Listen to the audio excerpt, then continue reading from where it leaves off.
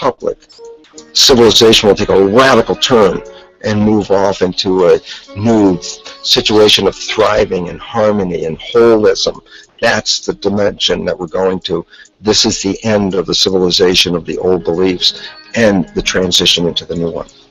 It's really interesting when we look at the world right now, it's in crisis, and that really promotes a lot of fear, which then creates a worse situation because then we get into protection, shut ourselves down. So I think we should look at what's really going on in a different understanding. Cells are like people, and you have 50 trillion cells in you, so you have 50 trillion citizens, people inside of you. But imagine you were inside a caterpillar, millions and millions of other cells, and all the cells have jobs: digestion, respiration, muscle cells doing their thing. Everybody's got a job. Caterpillar's growing. Everybody every day at the end of the day go, wow, man, we were working today. This thing is building. The caterpillar's getting bigger and bigger. The economy in that caterpillar is growing. So you as cells inside, you don't see the outside world, you see the inside world of your universe of cells as workers and all that. And you're looking around saying, yeah, system is growing, economy is great, everything's wonderful. Then there's a point where the caterpillar reaches a certain size and things start to slow down. And all of a sudden when things start to slow down, there's like more cells than necessary for the jobs. Cells start getting laid off. Actually, that's what's happened. And many cells in this fear state actually commit suicide, which in biology is called apoptosis. They actually commit suicide because they look around going, oh, this thing's falling apart. Everybody's losing their work. It seems like it's coming to an end. And while everybody's in that panic fear, there are other individual cells in there that are not panicked. These other cells, genetically identical, but have a different vision. And they're called imaginal cells. That's the name of them. And these imaginal cells, they're in the midst of all this falling apart of their civilization. They're looking and say, there's something better and more beautiful in front of us. They're the ones that create the butterfly. So from the same population that's going down with the caterpillar, many of these imaginal cells, which are the equivalent of cultural creatives, have a new vision for this civilization. So wait, restructure this thing. We can restructure this. We can make something far better. What's happening in the world today is the end of the caterpillar. And the imaginer making themselves known with new ideas, new visions, and new ways out, because there is a far better way out. It's not, and most importantly, it's the young people have to recognize they're the population of imaginal cells, because it's up to them to take what was brought into the civilization and restructure it so they can build that butterfly civilization that is far more magnificent.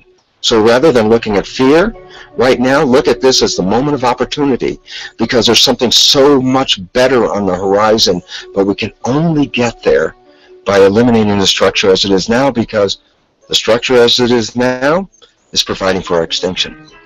And so it's not a bad thing that's happening. It's absolutely quite a wonderful thing that's happening, as long as you decide to be the imaginal cell rather than the cell that commits apoptosis. Why is the myth perception of genes such a problem? And the answer is, if you buy that genes control you, then you buy yourself as a victim. And as soon as you buy yourself as a victim, you let go of your power in creating life. The new science of epigenetics totally reveals that this is not true. In fact, takes the mind and uses that as the shaper of the physical world. And then all of a sudden you realize then you become powerful because you can change your mind and think anything you want, so you become the creator. And the third myth perception that is affecting us right now is a Darwinian belief that evolution is based on a struggle for survival, with the fittest being the winners. So that, what does all this lead to? It leads to a belief of materialization, that matter is all there is, but that people fight over the matter, because whoever has the most matter wins, according to the Darwinian theory of having the most and being the winner and being the fittest. And it makes a whole world based on competition. And the new science completely undermines that whole thing, because the new science says evolution is based on cooperation. And if you don't cooperate, then the whole thing is lost. What we're seeing right now is, with all the competition of each other destroying each other, wars, competing for material existence, raping the planet and tearing it apart to get some pieces of it to hold in your hands and say you won the game. Every one of those moves is destructive, not just of the planet, but of human civilization, because human civilization will thrive with cooperation and will die with competition. And we're caught up in these three old beliefs, these three old myths, as being truth.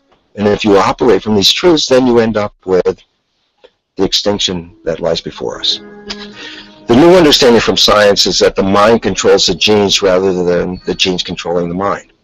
But then we have an issue because we also understand there's two portions of the mind, one called the conscious mind, one called the subconscious mind. And they're very, very different entities. In fact, the conscious mind is the creative mind. It's the one that has your personal identity into it. It does the real thinking. But the conscious mind is the mind that has your wishes and your desires and what you want to make out of life. So if I asked you, what do you want from your life? And you told me, oh, I want wonderful relationships, health, wealth, whatever it is. Those answers come from the conscious mind, so thank you. And then there's a subconscious mind. Well, there's no entity in it. The subconscious mind is the equivalent of a tape player. It records behaviors, and then at the push of a button plays a behavior. It's automatic. It's a very convenient thing because then we don't have to relearn all the time. Once you know it, you can make a pattern. The problem is that the basic patterns of belief and behavior that are programmed in the subconscious mind came from our teachers, primarily our parents, our family, and our community. We didn't put those programs in there. They're other people's programs. And now neuroscience has told us in the unfolding of our lives, only 5% of our life is controlled by our conscious mind, what we want, and 95% is controlled by the programs. But the programs primarily came from other people. And their beliefs and their wishes don't generally match what we want.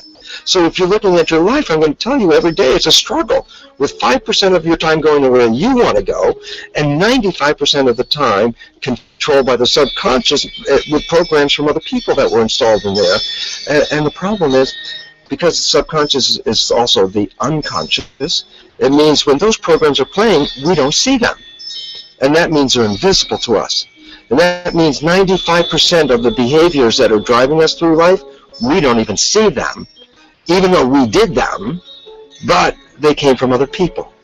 You want to get your power back, then you have to look at those subconscious programs, because science has revealed that virtually most of those programs that get in there, 70% or more of those programs, are really leading to limiting, sabotaging beliefs that are self-destructive.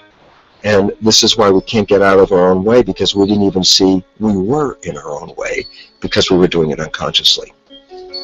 The basis of the biology belief is that there is a new biology.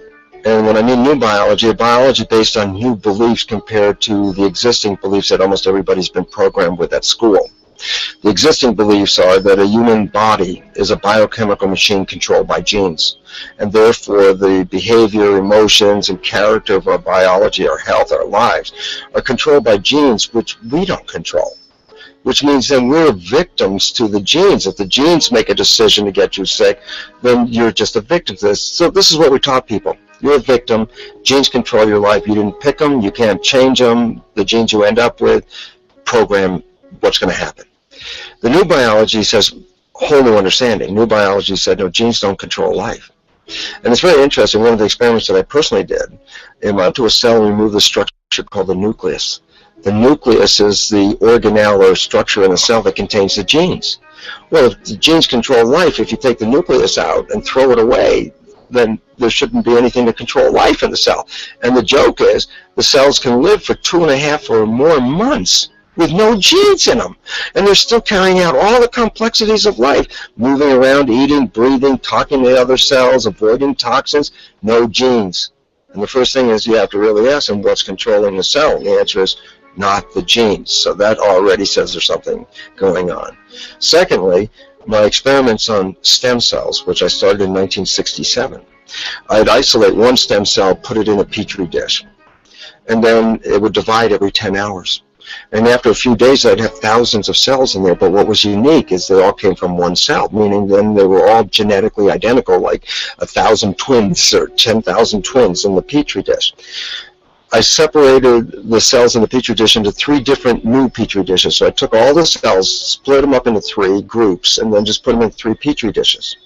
And then I changed the growth medium, the constituents of the environment, in each of the 3 dishes. In one dish, the cells form bone. The second dish, they form muscle. And the third dish, they form fat cells. And all of a sudden, you have to stop and start with the big question. What controlled the fate of a cell?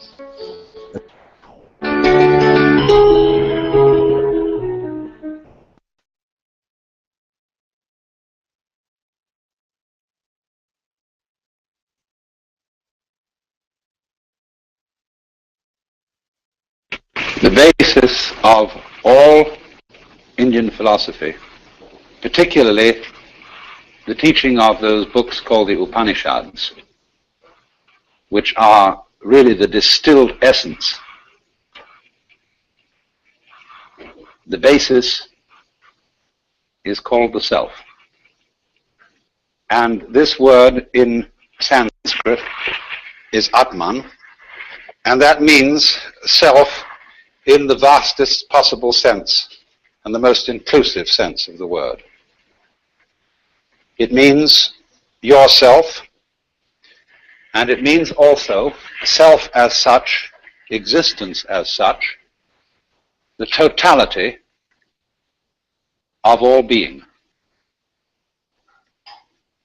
And of course, this is something that one cannot talk about in the sense of talking about it logically. You can talk about it. A poet can talk about anything, and the Upanishads are very largely poetry. Of course, everything in the world, knives and forks, tables and chairs, trees and stones, are indescribable. Korzybski referred to the physical world as the unspeakable world, which was really rather a funny name, because it has two edges. It's, of course, something you can't say anything about, that is to say, it is ineffable, but it's unspeakable also in the sense of the word meaning something taboo. And we shall see as we go on wherein that taboo consists. But from the standpoint of logic, we can't say anything about everything. Because in order to say something about something and state it logically, you have to be able to put it in a class. Now, classes are intellectual boxes. When you play games like animal, vegetable, and mineral, you've got there 3 boxes. And when you come to think of it, you don't know any one without another. Because in order to have a box, there must be what's inside the box and what's outside the box. And then by this method of contrast, we can make a logical discussion about things. All words, therefore, are labels on intellectual pigeonholes. But then, when you come mentally is, then and you can't talk logically. Of course, you can distinguish is from is not, but only in a very limited way, as I can say, I have a pen in my left hand, I do not have a pen in my right hand. And from this we abstract the idea of to be and not to be, is and isn't. But when we consider being with a capital B, this includes not only such ises as celestial bodies, but also such isn'ts as the space that encompasses them. And these two go together, as we shall see in more detail as the time goes on. But now a perfectly logical person would therefore say that the notion of the self, the Atman, as the fundamental reality in which everything else exists, is meaningless. And of course, from a logical point of view, it is. But at the same time, just because something cannot be put into a logical category does not indicate that it isn't real. The self, you see, bears somewhat the same relationship to the world as the diaphragm of the speaker in this radio at root 1. Just in the same way that you have all over your body millions of nerve ends. Each one of those nerve ends is, as it were, a little eye, because all the senses are fundamentally one sense. There are various forms of touch. And the most delicate of the forms of touch is, of course, the human eye. Then the ear, and so on down the list of the senses. Now imagine then every little nerve end is a little eye. And it gets its impression of the world, but it sends it all back into the central brain. Well, in a somewhat similar way, every person, every animal, every what the Hindus call sentient being, and even rocks are regarded as sentient beings in a very, very primitive form, right down to the lowest. So all those forms that we see may be looked upon as the eyes that look out of one central self. Only, of course, in the body, in the human body, we can see the connections between the nerve ends and the brain. It's much more difficult to see the connection between one individual and another. If they're married, that's a little bit closer. But just all us human beings rattling around, we're not even rooted to the ground like trees. And therefore it's very easy for us to form the impression that I am only what is inside my bag of skin. And that myself is a different self from yourself. And we're all, therefore, fundamentally disconnected. Apparent disconnection, the fact that you are not tied to other people with umbilical cords or some kind of wiring that gives you one mind. Nevertheless, we do have one mind, in the sense that, for example, all of us turn out to be approximately the same shape. 2 eyes, 2 nostrils, a mouth, 2 hands, 2 legs, and so on. A haiku poem, Japanese haiku, says 100 gourds from the mind of one vine. And so it is with people. And so it is with everything in the world. That's just from a purely physical point of view. But going yet deeper, we find that it's somehow a necessity of thought that there be some sort of a something which is the common ground of all these universes, all these galaxies. And that ground is the self, as Hindus understand it, the Atman. Now that's quite a startling point of view. Because what it's saying is, you see, that you are basically the works.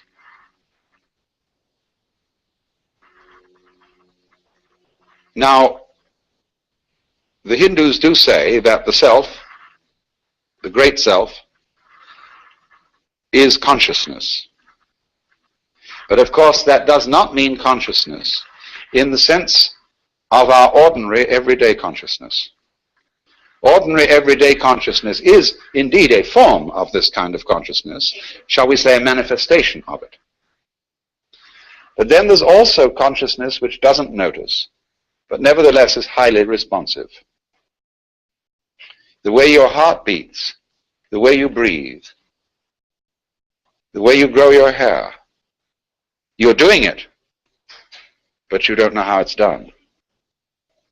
So therefore, just in the same way that conscious attention is not aware of all the other operations of the body, so in just that way, we are not aware of our connection, indeed our identity, with the fundamental self.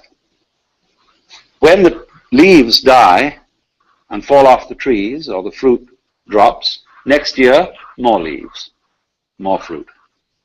So in the same way, when you and I die, more babies later. If the whole human race dies, you bet your life.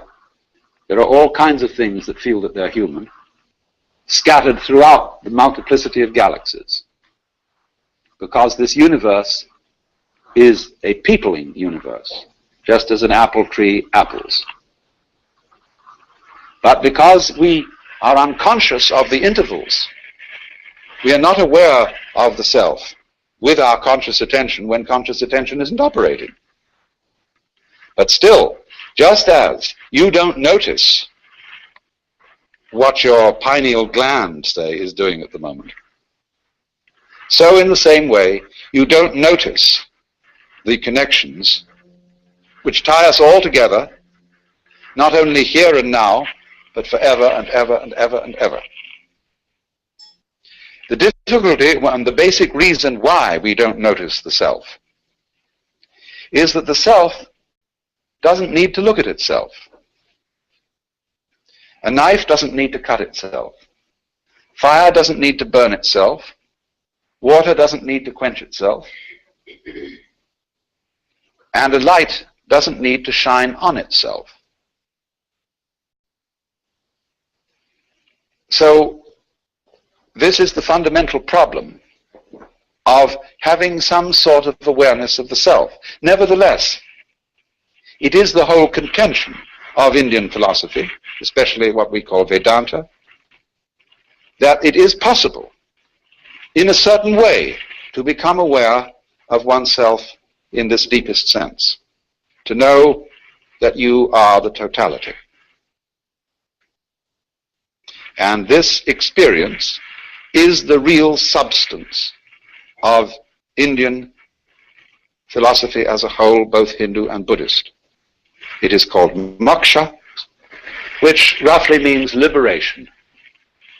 Liberation from the hallucination that you are just poor little me. To wake up from that kind of hypnosis and discover that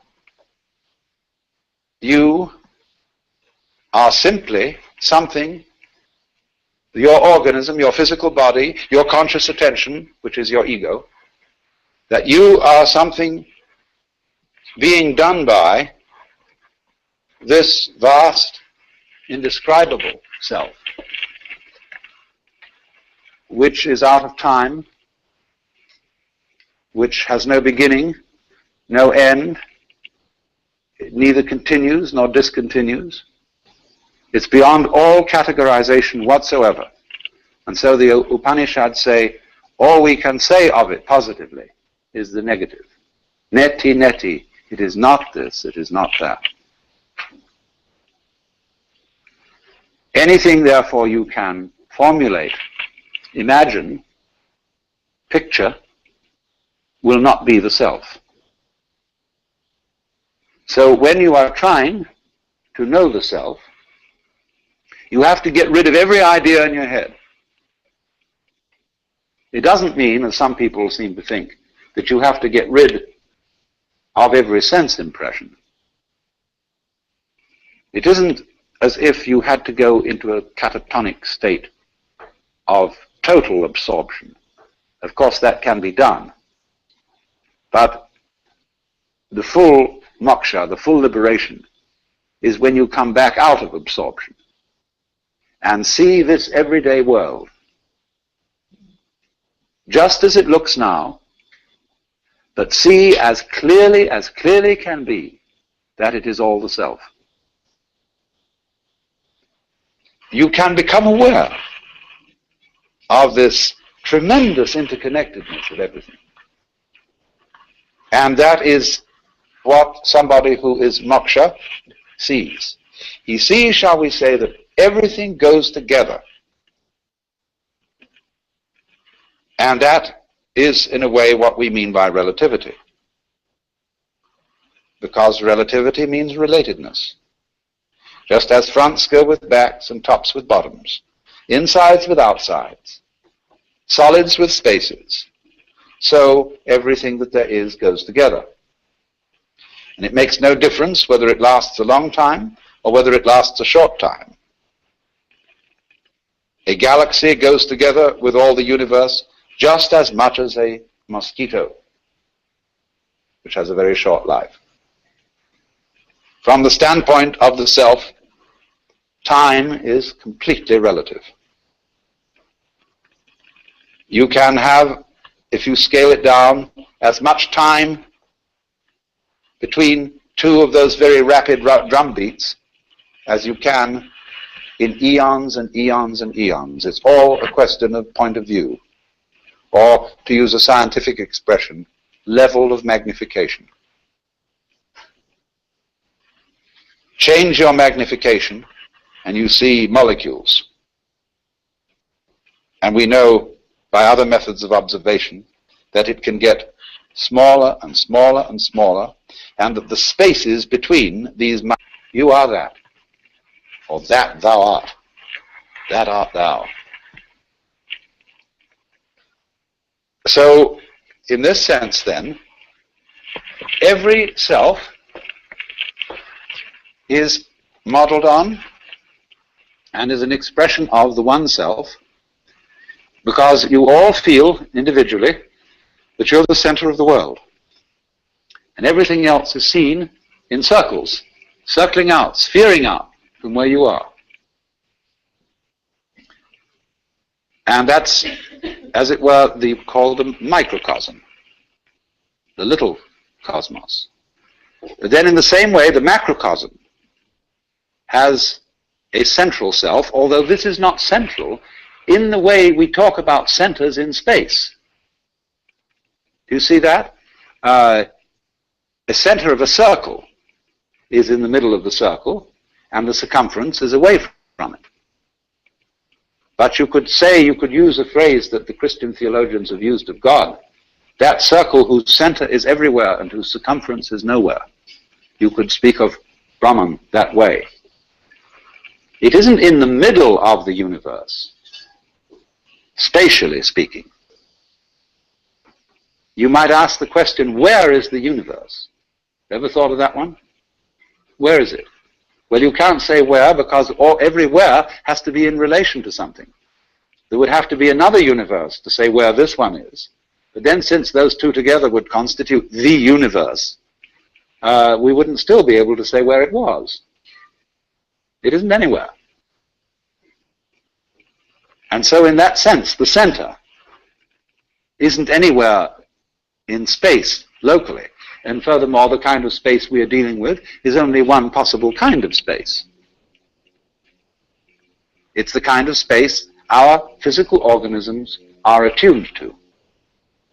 We are, you see, like the radio. We pick up what wavelength we're on.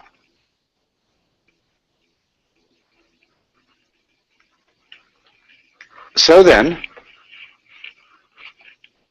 when inquirers used to come to that great modern Hindu saint, Sri Ramana Maharshi, and they'd ask him all sorts of silly questions, like, who was I in my last incarnation? What will I be in my next one? He would always reply, who is asking the question? Who are you? Find out, because that's the thing you need to know. As it were, dig down into the depths of your being and say, what is this? Why? That's one of the very fascinating questions. It teases us out of thought to think about death in the sense of going to sleep and never waking up. Imagine that. And you find you can't. And yet, it's a thought that although you can't get to grips with it, it remains fascinating. Also the question, how is it suddenly that you awakened into this world? Where were you before? In Zen Buddhism, they have the meditation problem, the koan. Before your father and mother conceived you, what is your original nature? And that's the same sort of weird question as what it would be like to go to sleep and never wake up. What was it like to wake up having not previously gone to sleep? It's very mysterious. But as you go on and plumb this question, you begin to develop the feeling that your existence is exceedingly odd. In many ways odd. Odd because it is here and it so easily might not have been. After all, if your father hadn't met your mother, would you be here? Now, of course, somebody would be here, because he might have met somebody else. Would that be you? Of course it would. Don't you see? You can only be you by being someone. But every someone is you. Every someone is I. That's your name, you say. It's me. I am here. And everybody feels that I in the same way. It's the same feeling, just like blue everywhere is the same color. So I-ness being, as it were, the most fundamental thing in man is also fundamental to the universe. It too is I. And our I is a special case of it, coming out from the, in quotes, central I, like so many tits from the belly of a sow, or so many spines from a sea urchin, so many legs from a spider. And that is, of course, why the images of the Hindu gods are shown with many arms or many faces, because it is saying that all arms are the arms of the divinity. All faces are its masks. So, you see, there's really nothing to worry about. Because the important you is perfectly indestructible. It's what there is. Our comings and goings, our fortunes and misfortunes are a sort of mirage. The more we know about them, the more we know about the world, the more diaphanous it seems. And therefore, everything in the world has the characteristics of smoke. You know, when you blow a cigarette or a pipe or something and a cloud of smoke and you see it in the sunbeam, and it's full of whorls and designs and all kinds of marvelous things going on, and then slowly it disappears. Well, everything's just like that. Now, there are two attitudes you can take to that state of affairs. You can say, sour grapes. It's all a lousy, wretched trap. And here I am, and I'm given all these feelings of love and attachment and joy of life, and then I fall apart. My teeth drop out, my eyes become feeble, I get cancer or cirrhosis of the liver or something, and then it all falls apart, and it's too bad. Therefore, don't become attached to things. Don't enjoy life.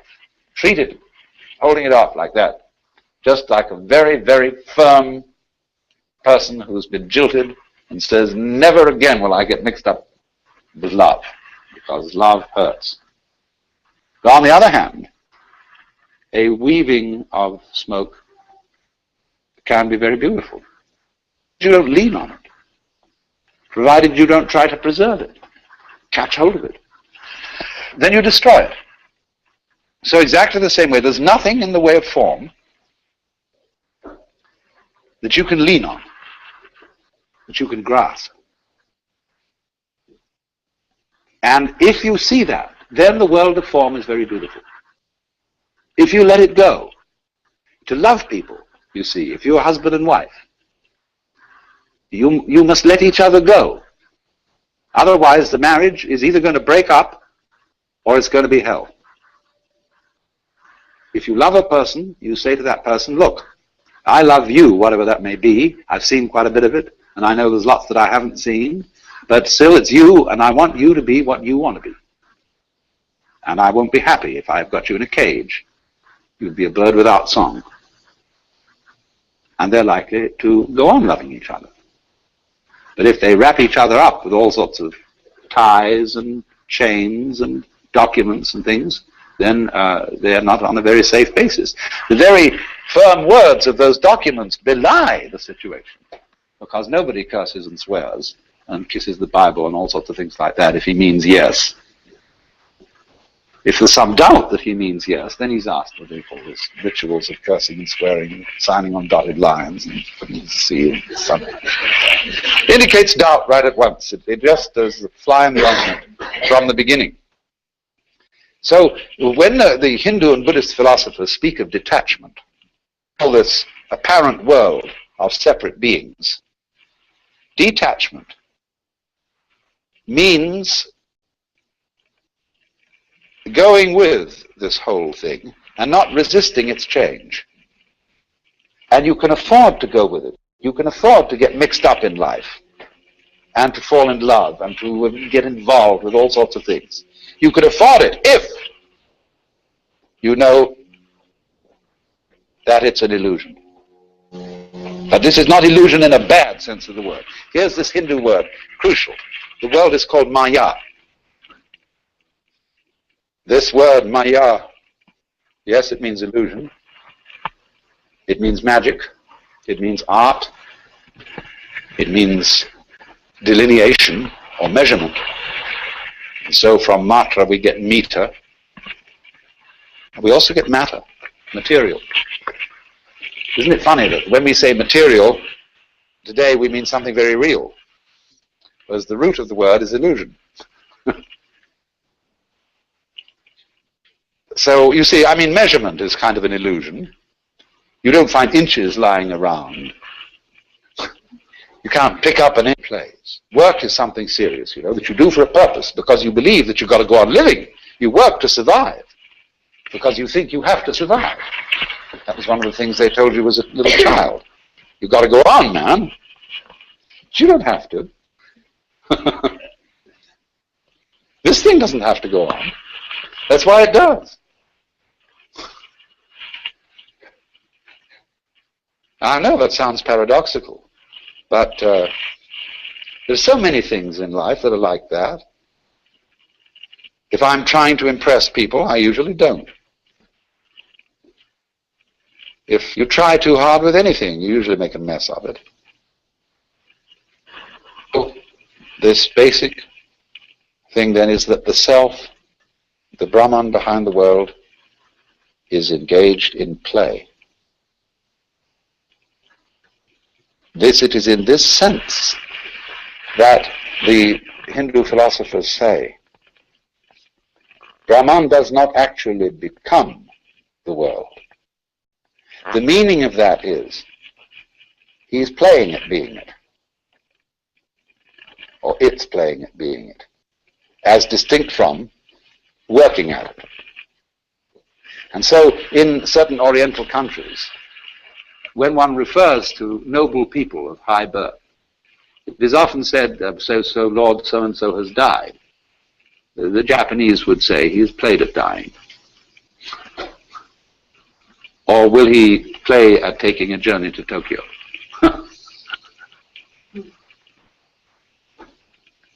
Also, remember this, although I've constantly used in this talk the word one to apply to the self and central, the Hindus don't use this word except speaking poetically and loosely. The self is not one. The self is called non-dual. Because you see, the idea of one has an opposite. The opposite of one is many, or none.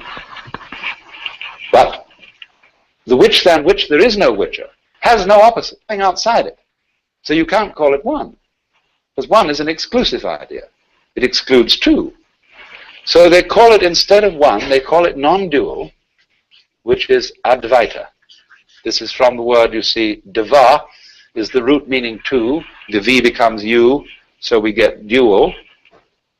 And A is the meaning in Sanskrit often non. Non-dual, Advaita.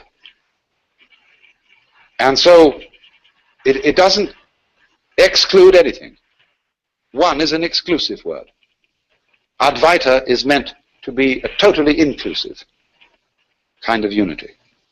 Now, of course, this word itself, when you look at it from a logical standpoint, is a dualistic word, just like one. It's the opposite of Dvaita, Dvaita and Advaita.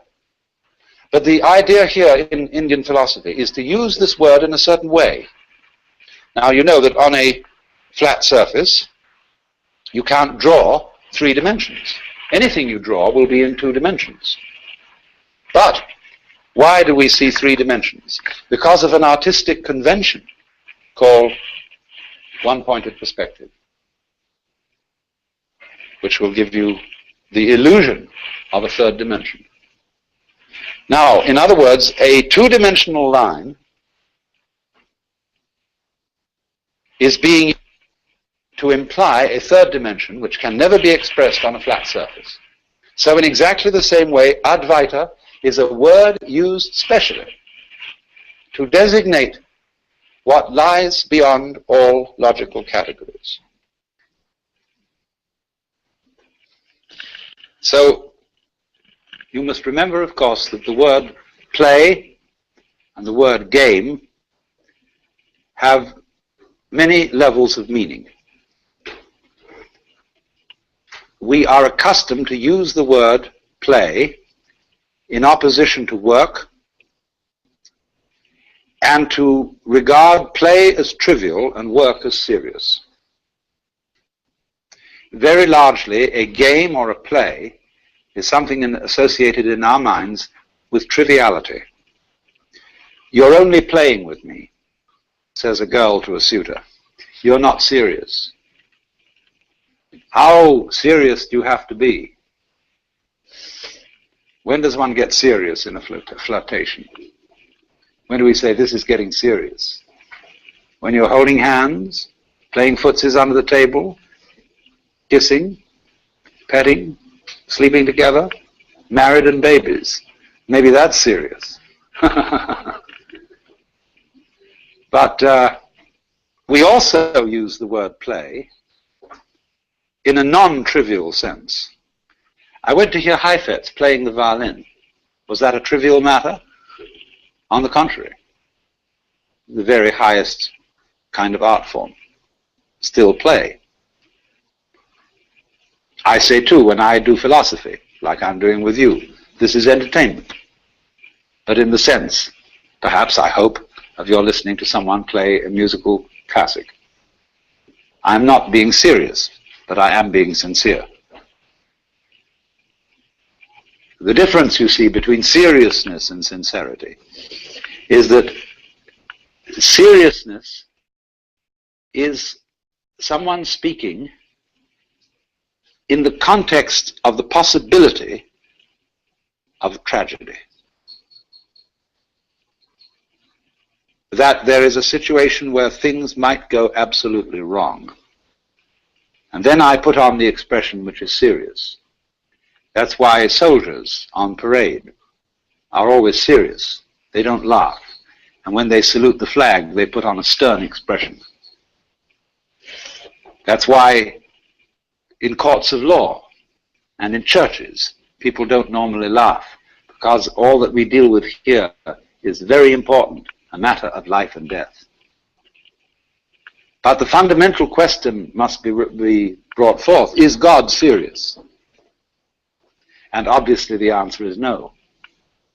There's nothing to be serious about. I said also that the self, as conceived, the Supreme Self, was quite useless. That it was immaterial. Doesn't matter. Because it transcends all values of what is better or worse, what is upwards or downwards, what is good and bad. It so weaves the world that the good and the bad play together, like the black and white pieces in the game of chess. So, play is deeply the sort of thing children like to do with deep absorption and fascination, to drop pebbles into the water and watch the concentric circles of waves. Or mathematicians. Mathematicians, you know, especially what we call higher mathematicians, are entirely lacking in seriousness. They couldn't give a hoot in hell as to whether what they're doing has any practical application. They are working entirely on interesting puzzles and working out elegant and beautiful solutions to these puzzles.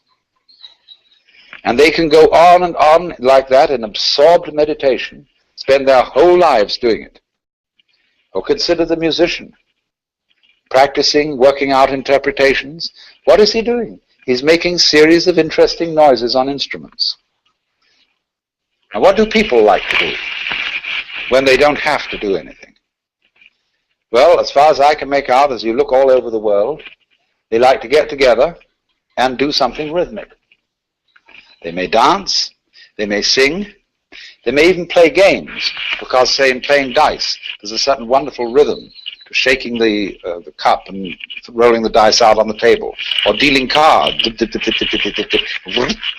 you know, all the things that people like to do and think about these rhythms. Or some people like to knit, and this is a rhythmic thing, you see. Others just like to breathe. There are all sorts of ways in which we love to do this. Now you see, our very existence is a rhythm of waking and sleeping, eating and moving, and that's all we're doing. And just consider what we do every day. What's it all about? Does it really mean anything? Does it go anywhere? It's just because we want to keep on doing this kind of a hoop-de-da. So you can get a certain vision of life where everything is seen to be a complex pattern of rhythm. Dances,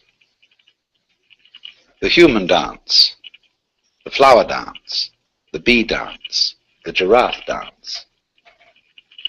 And these are also comparable to various games: poker, bridge, backgammon, chess, checkers, etc., or to various musical forms: sonata, fugue, partita, concerto, symphony, or whatever. And that's what this all is. It's jazz, you see, manifested. And that period is called in Sanskrit a manvantara. And during that time, the Brahman plays hide. And it hides in all of us, pretending that it's us. And then at the end of the Kalpa, there comes the period called Pralaya.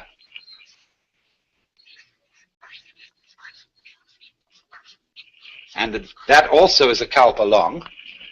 And in that period, the Brahman, as it were, comes out of the act and returns to itself in peace and bliss. The logical idea. What would you do if you were God?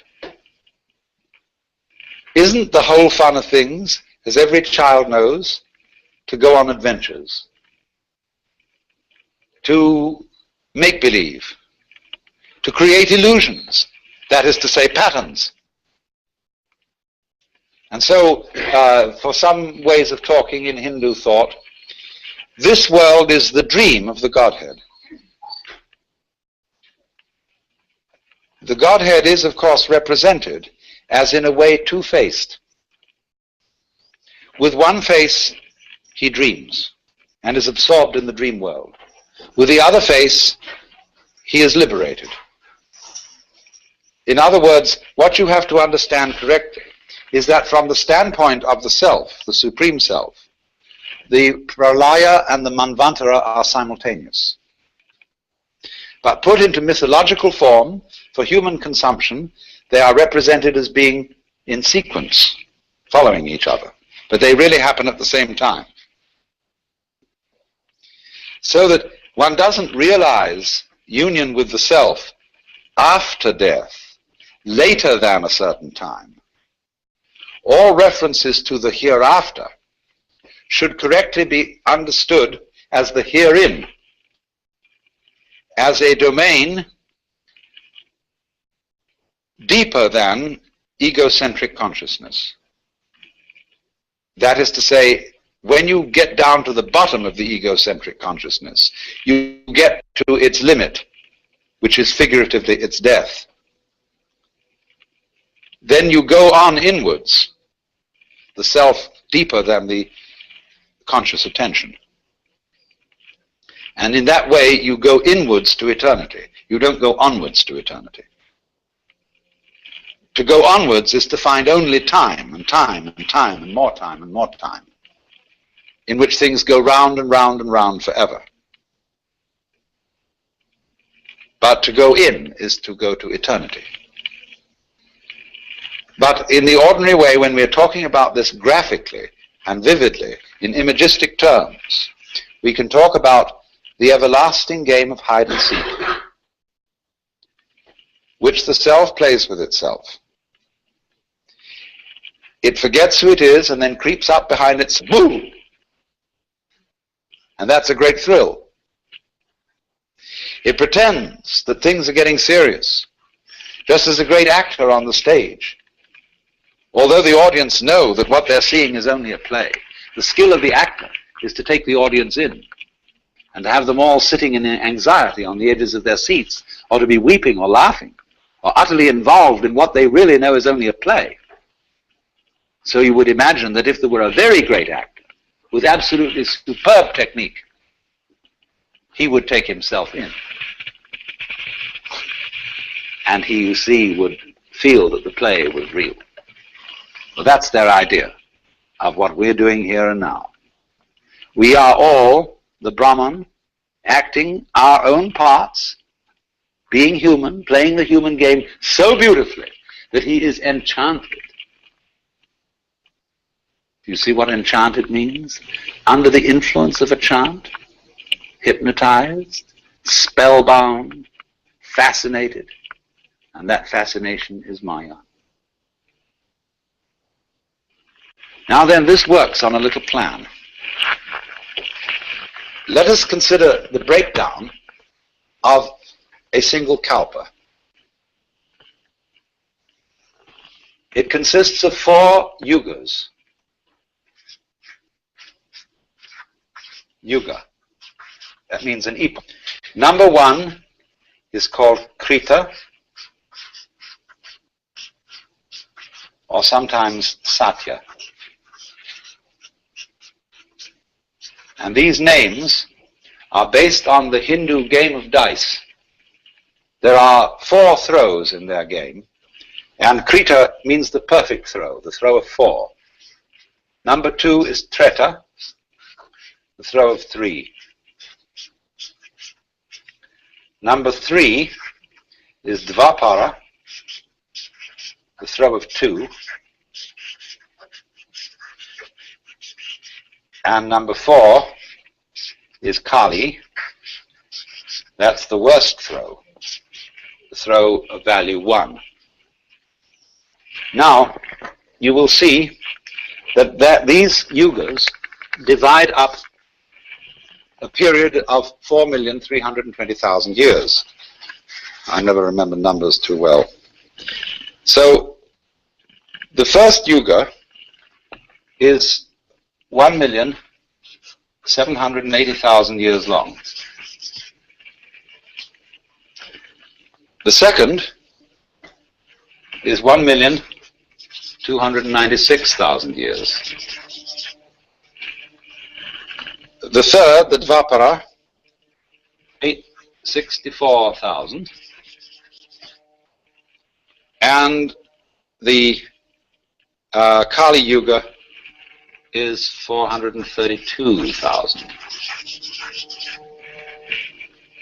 Now you see what's happening here.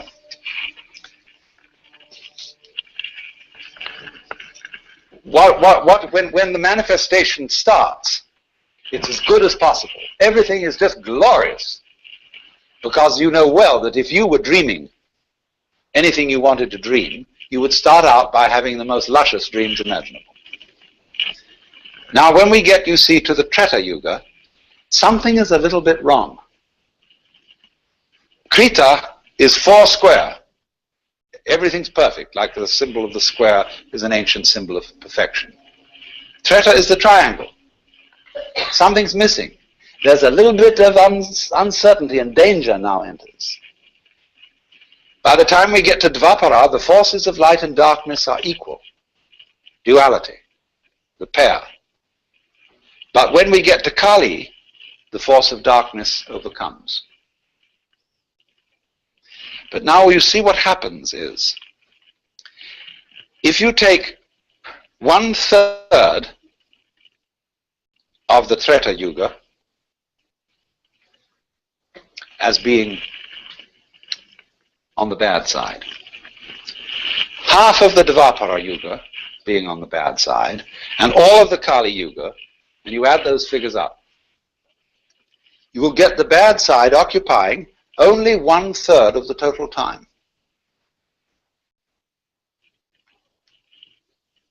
So what's going on here? It is not quite a situation, you see. It's not a view of the cosmos in which good and evil are so evenly balanced that nothing happens. Evil is just troublesome enough to give good a run for its money. It's as the game that is being played here is playing order against chaos. But you've got to have some chaos in order to play the game of order against it. But if order wins, there's no further game. If chaos wins, there's no further game. If they're equally balanced, it's a stalemate. So what happens is this. Chaos is always losing, but is never defeated. It's the good loser. And that is a game that is worth the candle. Let's take playing chess. If you get an opponent who can always defeat you, you stop playing with him. If you get an opponent whom you can always defeat, you stop playing with them. But so long as there is a certain uncertainty of outcome, and you win some of the time, then it's a good game. And this is simply a number symbolism, as I said again, not to be taken literally, of the way this thing works. So the mythology says that we are now in the Kali Yuga, which started a little before 3000 BC. So we've got a long way to go to the end of it if you've got to take this literally. But of course, people have a way of always being in the Kali Yuga. We can go back to Egyptian inscriptions from 6000 BC, which say is that the world is going hopelessly to the dogs. That's always been the complaint. But according to this mythology, there are the Lord, the Brahman, in three aspects. One is Brahma. Just like children like to sit around and have a competition as to who can make the most hideous face. And so this gets worse and worse as the time cycle goes on, until at the end of the Kali Yuga, Shiva puts in an appearance, and he's all black and he has 10 arms, and he dances a dance called the Tandava. And in dancing the Tandava, the whole universe is destroyed in fire. But of course, as Shiva, having done this wreckage, turns around to leave the stage, you find that on the back of his head is the face of Brahma, the creator. And it starts again. Well, now, you see, this involves certain ideas that are quite alien to the West. One, the idea of the world as play. Our Lord God in the West tends to be over-serious. And no great Christian artist has ever painted a laughing Christ or a smiling Christ. Nothing that I've seen of any of the great masters. Always this figure is tragic and has that sort of look in the eye which says, one of these days you and I have got to get together for a very serious talk.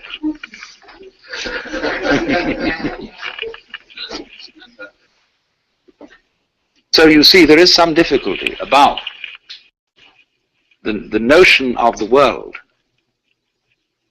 as dramatic play for us. There's another difficult notion here, and that is cyclic time.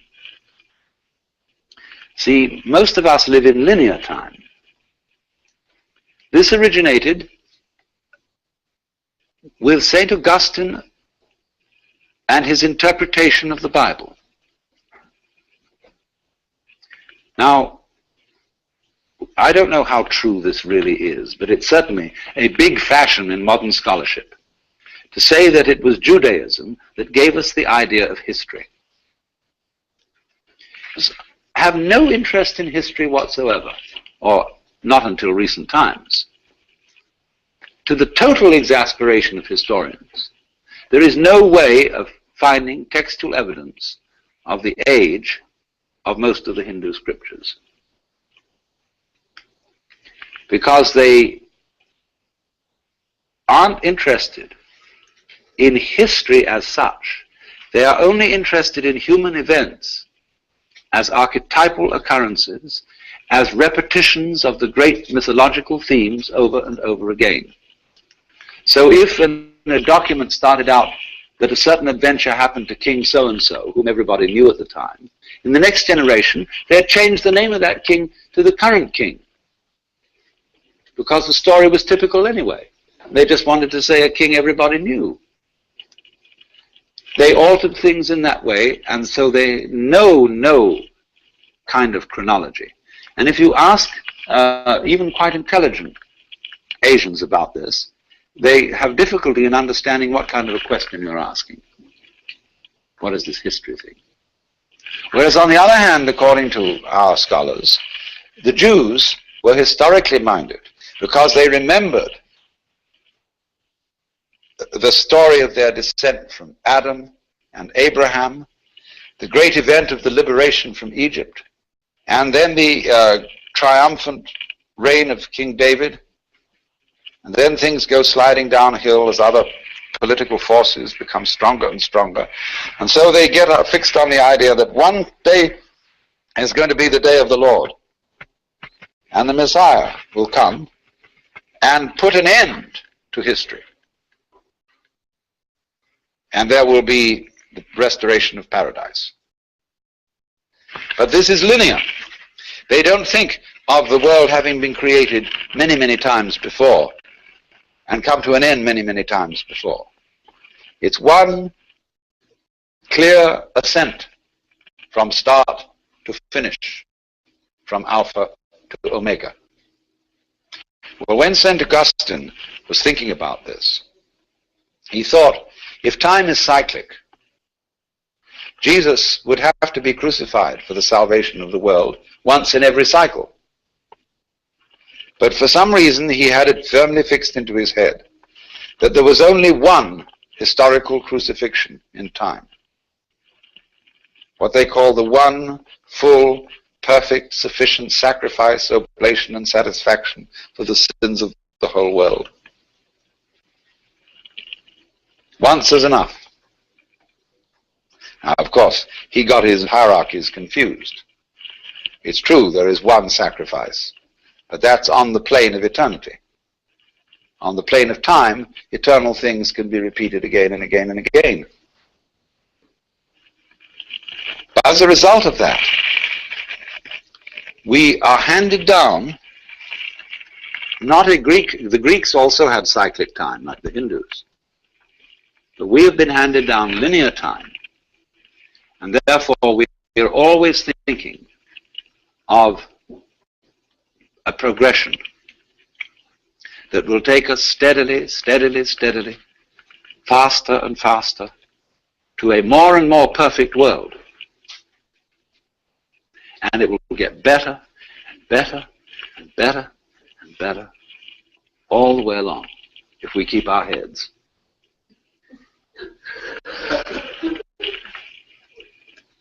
Now, this shows, I think, a rather naive view of human nature. Human beings tend to smash what they create and say, let's do it again. There is that in man, which is also in the child. Rub it out. What fun. And so it isn't really too realistic to suppose that human beings will simply get better and better and better and better and better, because they'll soon get tired of it. Be as awful as possible. See, there was that element in Nazism. How awful can you get? How brutal can you be? How destructive? And that, it isn't just Germans, you know, who have that. See, we are converting all the living world around us into excrement and pretending it doesn't happen that way. And we are the most marvelous vortices in this stream of food which whirls around as us and then disappears into excrements, which again fertilize the soil, and we keep on at it.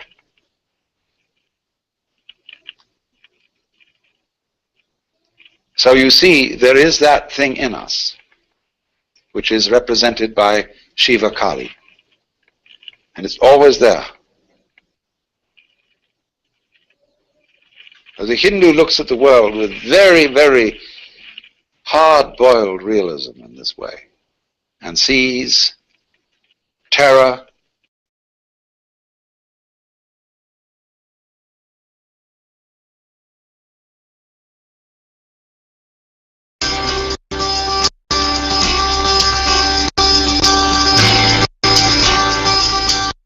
Hi there, Bruce.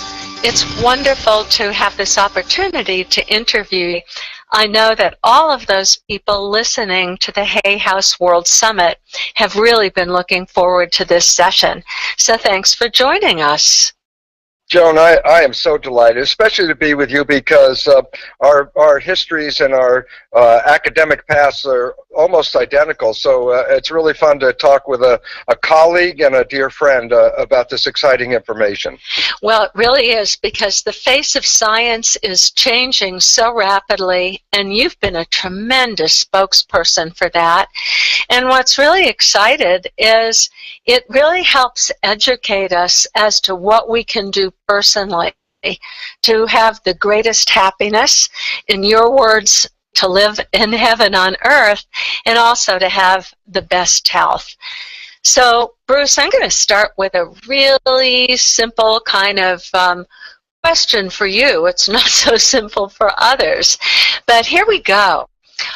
What is the fundamental difference between the conventional science that we've all come to learn and the new biology that you emphasize in your books? Well, it's a profound revolution in understanding. If we go back to the conventional education that most all of us have received, we can go back and surely remember how we were told how genes control our lives. At the moment of conception, we're given a set of genes from our mother and our father's set of genes. Our life is in some way predetermined as a result of the genes that we get. Well, when we understand this, then things like cancer, diabetes, Alzheimer's, etc., are looked at as inherited traits. And why that becomes important, if we just take the conventional perception, is that, well, as far as I know, I didn't pick the genes I came with, and I can't change the genes if I don't like the traits that I have. That leaves us in a very unsavory situation in this regard, because we see ourselves as victims of our heredity. That things are running in our family, and the genes control us, and we don't control the genes, and therefore I am powerless over the unfolding of my life, so that if cancer is in my family, I can expect that I'll likely be a cancer patient in my future. This is the current conventional understanding. The new understanding changes all that, because it really reveals how our beliefs, our perceptions, our emotions, our attitudes are all factors that actually control our genes. So the belief that control us is founded in the science that people have learned. There was a term called genetic determinism that was used a while ago, genetic determinism means your fate is determined by your genes. Well, so this is why when we teach in school the conventional stuff, even elementary students get this understanding about what we call genetic control, which literally means control by genes. And yet there's this exciting new science that's just coming into the public domain. It's called epigenetic control. Now, it almost sounds exactly the same, genetics and epigenetics, but it's a world of revolutionary differences between the two. So it's significant about it is that little tiny prefix, epi, E-P-I, actually means above. So when I say genetic control, literally that means control by genes. But the new science is called epigenetic control, and epi means above, so literally when I say epigenetic control, I am saying control above the genes. Well, all of a sudden, genes are not in control. What is that so-called control above the genes? Now we know that it's how we respond to the environment. That includes our perceptions, emotions, beliefs, and attitudes. So as we change how we respond to the environment, we change our genetic expression. Well, all of a sudden it says, wait, old story, genes control me. New story, I change or control how, by the way I respond to the environment or the world around me. The critical point here is that I'm free to change how I respond to the world. So as I change the way I see the world, I change my genetic expression. And all of a sudden it says, oh my goodness, we're not victims of our genes, we are masters of our genetics. And all of a sudden it says, well then if we're masters, is disease a necessary consequence of our lives, or is our, the heredity that we carry of different characteristics and traits through our lineage, do these control my life? And the answer is no. But of them does. So, it's an incredibly empowering understanding, Bruce, because, as you mentioned when we first got on the line, we have an amazing similarity in terms of our training. We both have doctorates in cellular biology. We've both studied cancer cell biology. And I can recall years ago studies of mice who had the gene for breast cancer. And if they were brought up in a normal environment with a normal amount of stress, most of them actually activate gene and got breast cancer. But if you put those mice in the equivalent of a low-stress spa setting, you could actually come out with mice who didn't get cancer at all. They were free of cancer even though they had the gene. And that's epigenetics, and that's what we need to be looking at. So I know you've also studied stress extensively, Bruce. What do you think the effect of stress on genes, not only for cancer might be, but for Alzheimer's, for degenerative diseases? And how can we shift the way that we respond to the stressful stimuli of life? Well, that's a most profound question, Joan, because it really brings to the forefront an understanding that people have missed. So, for example, they say, oh, yes, here's the breast cancer gene, BRCA1 or CA2, and they say, oh, you have this gene. Immediately, the person who hears that about themselves gets into a very stressed situation because they perceive now, oh, my goodness, I'm a carrier of this very negative trait, and I can expect to get that. Well, right alone, just that stress alone is actually pushing you that way. But the point I want to make is this. There is no such thing as a gene that if you have it, you automatically get cancer. Every cancer gene, which people don't emphasize, affects a certain percentage of the population. So let's say, I think the one is about 60-some% or 67% of the population that have this gene have the cancer. Well, what people don't really talk about, and they completely dismiss, is, yeah, but there's 33% of the population that have this gene, and they don't have the cancer. Now, we don't talk about that, but that is the community that is most important to understand, is how can you have this gene that supposedly causes a cancer, and you don't get the cancer. Well, this is where the epigenetics steps in and says the genes don't control you. You're involved with the selection and activation of the genes by the way you carry out your life, what stresses you're under, or what your belief system is. And why that's important is that accounts for the 33%, let's say, of the BRCA1 gene people that don't get the cancer. Is like, well, just having the gene doesn't mean you get the cancer, but the lifestyle becomes important. Just stepping back, for example, one of the biggest killers in the United States today is cardiovascular disease.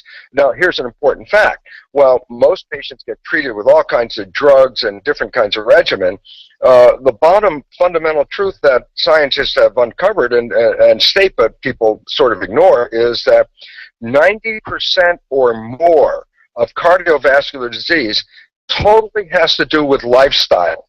So, well, a lot of people say, oh, yeah, there's, cardiac problems run in my family. My father had a heart attack. My grandfather had a heart attack.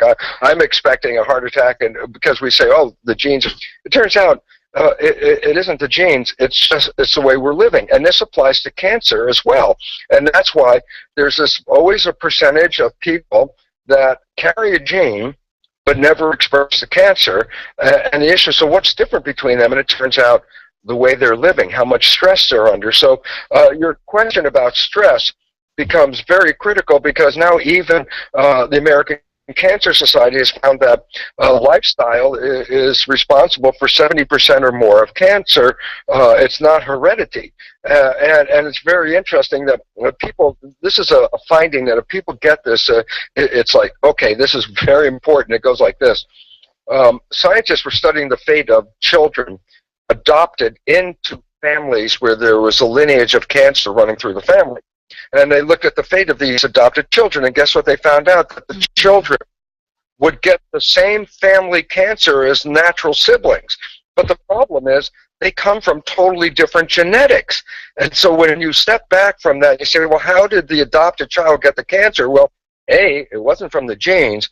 The other thing that was left was lifestyle and how to respond to life, how they were programmed during their development to respond to life. A negative way of responding to life actually precipitates a disease. So it's interesting because science has always talked about the concept of the placebo effect, which is what? I have and Joan, you're the doctor, you give me this medicine, you say, Bruce, this is it. This is the newest and greatest medication for your disease. I take this medication, I get better, and then find out it was just a sugar pill. So let's get to the bottom line. What healed the patient? In that case, the answer was the belief in the drug. So, well, that's right. And what harms the patient, Bruce, of course, the nocebo effect is just the opposite of that. When you're told, and when you're told something like you have a gene that can predispose to a certain illness, you begin to expect that, and in fact, you carried it out. So it cuts both ways, positive and negative.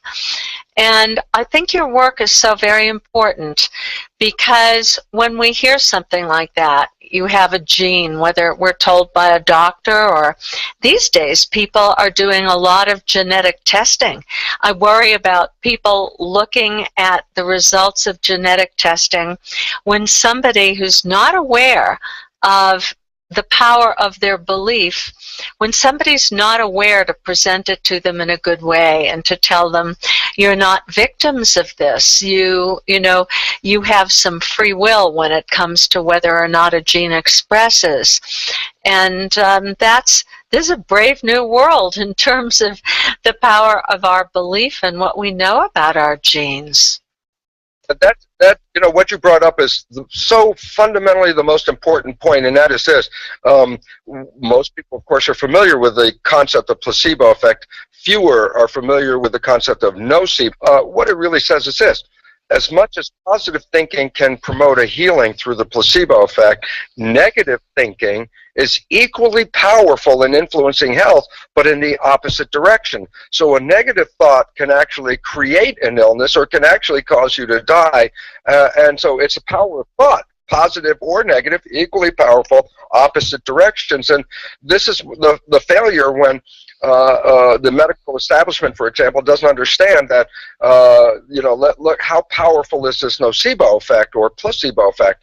Why is that important? Because, as you said, I get a diagnosis, and immediately the belief that was generated in that diagnosis becomes part of my thought process, and then the next level through epigenetics is to convert my thought into a physiological reality.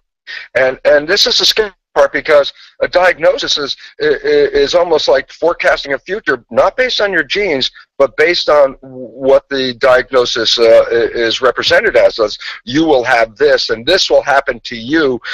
As the patient hears this, that translates into chemistry from the brain. Thoughts are translated into chemistry. The chemistry from those thoughts is the kind of chemistry, negative chemistry, that will shape the biology to complement the thought. And that's where we must wake up to the reality that our positive and negative thoughts are profoundly affecting our genetics. Profoundly. And this is so interesting from the point of view of biology. How is it that a thought gives rise to an emotion? It releases different neurotransmitters, and those in turn release different neurohormones, and this all translates into changing the tissue culture medium. In other words, all the fluids that bathe your cells. How many cells do we have? We have a huge number of cells in our body, Bruce. What, like 50 trillion or something? Well, it's a number that, look, I don't think a human can even count to 1 trillion in their lifetime if they're doing 1, 2, 3, yes. 4, 5. Well, so numbers are way big. The numbers are way big, and every second, every thought is releasing different neurohormones that go out into the fluid that bathes your cells, bind to the cell membrane, and then you get a signal that goes to the nucleus of the cell, and you can actually change the way that the DNA makes proteins. So there you've got your epigenetics. And we have a lot of thoughts every day. How many thoughts do we think every day? I don't know. You know, those numbers, they vary quite a lot, but it's thousands and thousands of thoughts, and each one, as you said, a thought is translated by the nervous system into a chemical response. A very simple thing is, and then we'll talk about it, I'm sure, is, for example, if you open up your eyes and you see someone you love in front of you, the sense of love that you manifest in your head turns into chemistry that comes through your body. And most people are very aware of that. When they're so in love and they feel so in love, they're so healthy. And the simple reason is this: a thought of love is translated by the brain into the release of some really wonderful hormones related, like oxytocin to binding, or dopamine to pleasure, to growth hormone, which causes the cells to become healthy. So when you open up your eyes, you feel this surge of chemistry in your body. So when you see someone you love, you feel someone you love. But when you feel it, what does it mean? It means that the chemistry from the brain is now percolating through the body, and the chemistry, as you said, affects the genetic readout. So the chemistry of love resulting from the brain action, if I add the chemistry that is released from the brain when you're in love to a tissue culture dish with cells in it, the cells grow luxuriantly. They're just as healthy as can be, as one would expect when you're in love. You can feel that going through your body. In contrast, the same person opens up their eyes and sees something that scares them. Well, they're not going to release love chemistry. They start to release stress hormones and what are called inflammatory cytokines. These are chemicals that, when added to a tissue culture dish, get the cells prepared for protection, which is to wall the cells off from a threat. So basically, you open up your eyes, you see someone love, the chemistry is causing this great growth and happiness and sensation through your body, and yet the same person opens up their eyes, sees something that scares them. The stress hormones are released in the body and completely change the physiology. We get butterflies in the stomach, we get anxious, we get nervous, and in that process, while feeling those things, what you're really feeling is a chemical reaction of what was released by the brain, and this is altering our genetic activity, and this is why a fundamental fact that stress is the greatest cause of illness on this planet. Stress is a cause of cancer as well. As I said, look, you can have a cancer gene, and if you're not under stress, as you know, that wonderful experiment you talked about with the mice, when they weren't under stress, even if they had the cancer gene, they didn't get the cancer. But if you have that so-called gene and you're under stress, then suddenly you start to elicit this nocebo negative experience, which could then manifest as that cancer. So all of a sudden it says, oh my goodness, it's the way I'm looking at the world. Well, you know, really what you're telling us is that when we learn to see the world differently, we can live a much healthier life. And yet, I know that you talk a lot about very little, really, of our perceptions and the way that we create meaning out of events happens in our unconscious mind. A lot of this stuff is old tapes. It's been programmed in before we were 5 years old. So we see, you know, we have, let's say, for example, you're walking down the corridor at work, you see your boss, and your boss doesn't say hello to you. Maybe right away your mind says, oh, I wonder if the boss doesn't like me anymore. And then you go to, what happens if I get fired from my job? The job market isn't so good. And right away you're making all kinds of stress hormones because you had some programming very early in your life that you take things personally rather than just having a thought that somebody else would, like, wow, the boss is occupied this morning, or I wonder if he's okay. And once these things are installed, these buttons are installed in your unconscious, how do you, number one, recognize, oh, that's a button that's installed, it's not reality, it's just a button that's installed, and then how do you change that conditioning? That's what I think we all really want to do, is approach life from, you know, a more positive, more realistic, curious, mindful viewpoint that cuts through the stress. So what's been your experience with that? How do we do that? Well, the first thing that you really brought up, and we have to recognize, is this, is that the mind is the thought processes, the action of the brain. So like you look at a radio and I say, well, there's a radio, but the show that comes out that plays through the speaker is the processing of the radio. So let's look at the mind as the show coming from the brain, which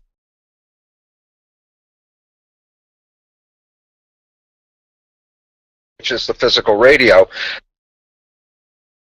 And now we have to recognize this, is that the mind is the show, and then is the show, and then it's the show up, and this is the critical part. And if we come to the whole crux of the problem, it comes right to this point right here. It goes like this: there are two minds that are operating and interdependent, very important word, meaning this: they're not the same, they're two different entities, they're connected, but they're not the same. And so let's make the differentiation between the two. The conscious mind, which is the latest edition of the human brain, which is just behind your forehead, a piece of brain called the prefrontal cortex is what evolved and gave us consciousness. Consciousness is the seat of our personal identity, our foundation of our spirit, let's say, is connected through our conscious mind. So you and I, Joan, and everyone out there has their own individual conscious mind, which is connected to their personal identity. And here's a very important fact about it, because this is going to play big. The conscious mind, which is you, contains your wishes and desires. The conscious mind is creative. And so basically I say, Joan, tell me what you really want from your life. The creative answer that you give me, a creative answer, by definition is coming from the conscious mind. So you and the programming of the conscious mind represents your wishes and desires and what you want from life. It also has your positive thinking, which by definition is creative thinking. And I say, well, okay, this is the conscious mind. I say, what's the subconscious mind? I say, well, the subconscious mind is more like an old-fashioned tape recorder. You record a program, and then you push the button, and the program plays itself back. It's a habit mind. So when you learn how to do something, the subconscious mind, once it learns how to do it, you don't have to relearn it. You don't have to go back through all the steps. You can just push the button and it will do it automatically. It's a very wonderful and important mind to have.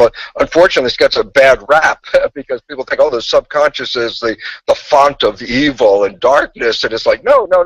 It's a record playback device, and it facilitates our lives because it says once you learn something, you don't have to relearn it. So, I mean, we learned how to walk when we were infants, and once we learned how to walk, you don't have to do this every day, or otherwise we never get anywhere because we'd be just spending all of it. So, the subconscious mind has programs in it, and the conscious mind is creative, and they're separate minds from each other because here's how it works.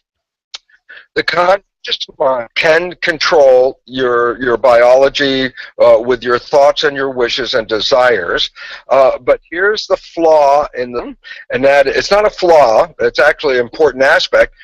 The conscious mind is not time-bound. What that means, Joan, is I say, hey, Joan, what are you doing next week? And if you think about it, your mind will then move from the present moment and will start to focus on next week. And I say, well, wait, what did you do last week? And your mind will then go backwards in the files and try to see what you did last week. Or I say, hey, Joan, in your head, I want you to solve the square root of 3. And what that means is, oh, well, then your thoughts go up into your head as you're solving in your little mathematical playroom up there an answer. The point about this? If your conscious mind is not direct attention to the current moment, it's thinking into the future, thinking in the past, or just thinking, then by definition, and here's the problem, by definition, if the conscious mind is busy, we default into the programs that were formerly created in the subconscious database.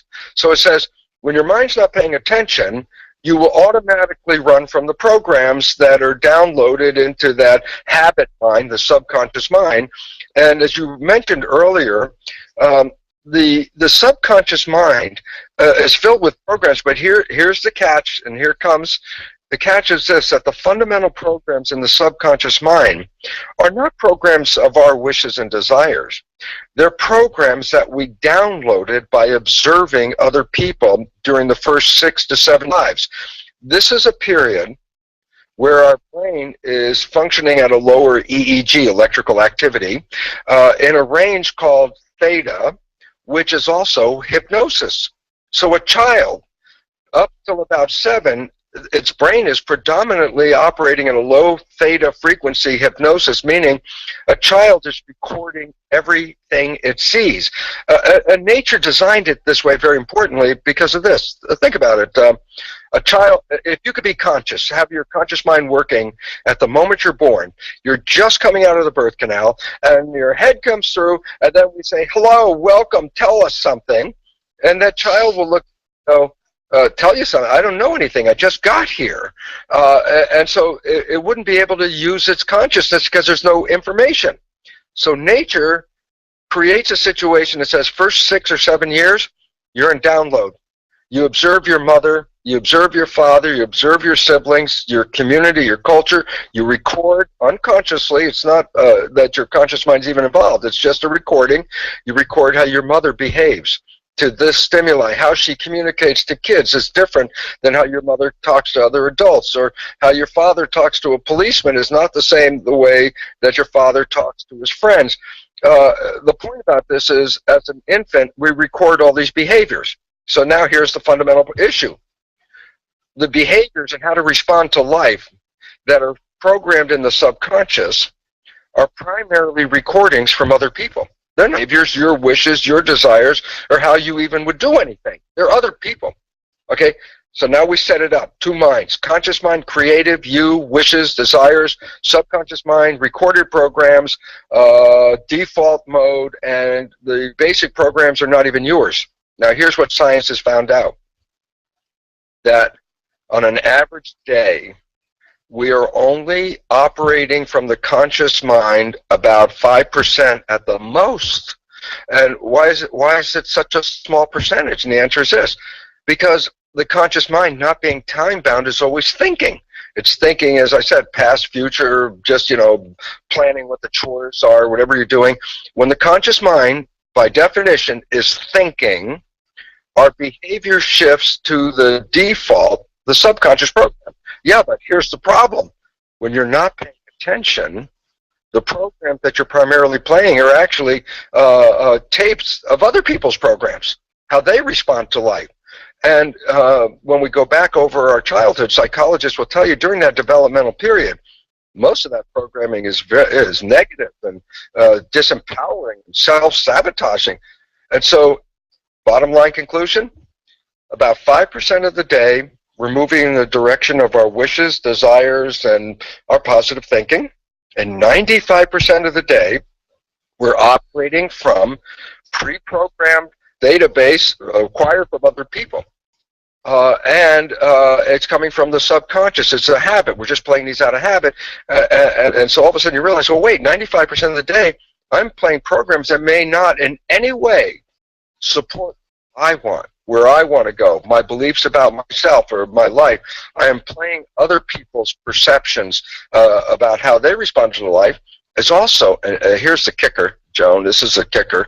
During that first 6 years, a child has to identify who are they in the world that they live in. How does a child know who they are in relationship to the community? And the answer is the exact same way they download other programs. They download what people say about them. Mm-hmm.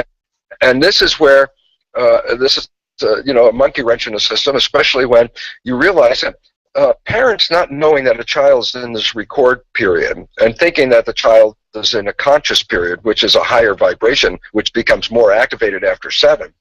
A parent is frequently like a coach of a team. A player's not doing well, so what does the coach do? He gets on him and says, come on, you can do better, work harder, try harder, you're not good enough, and all this.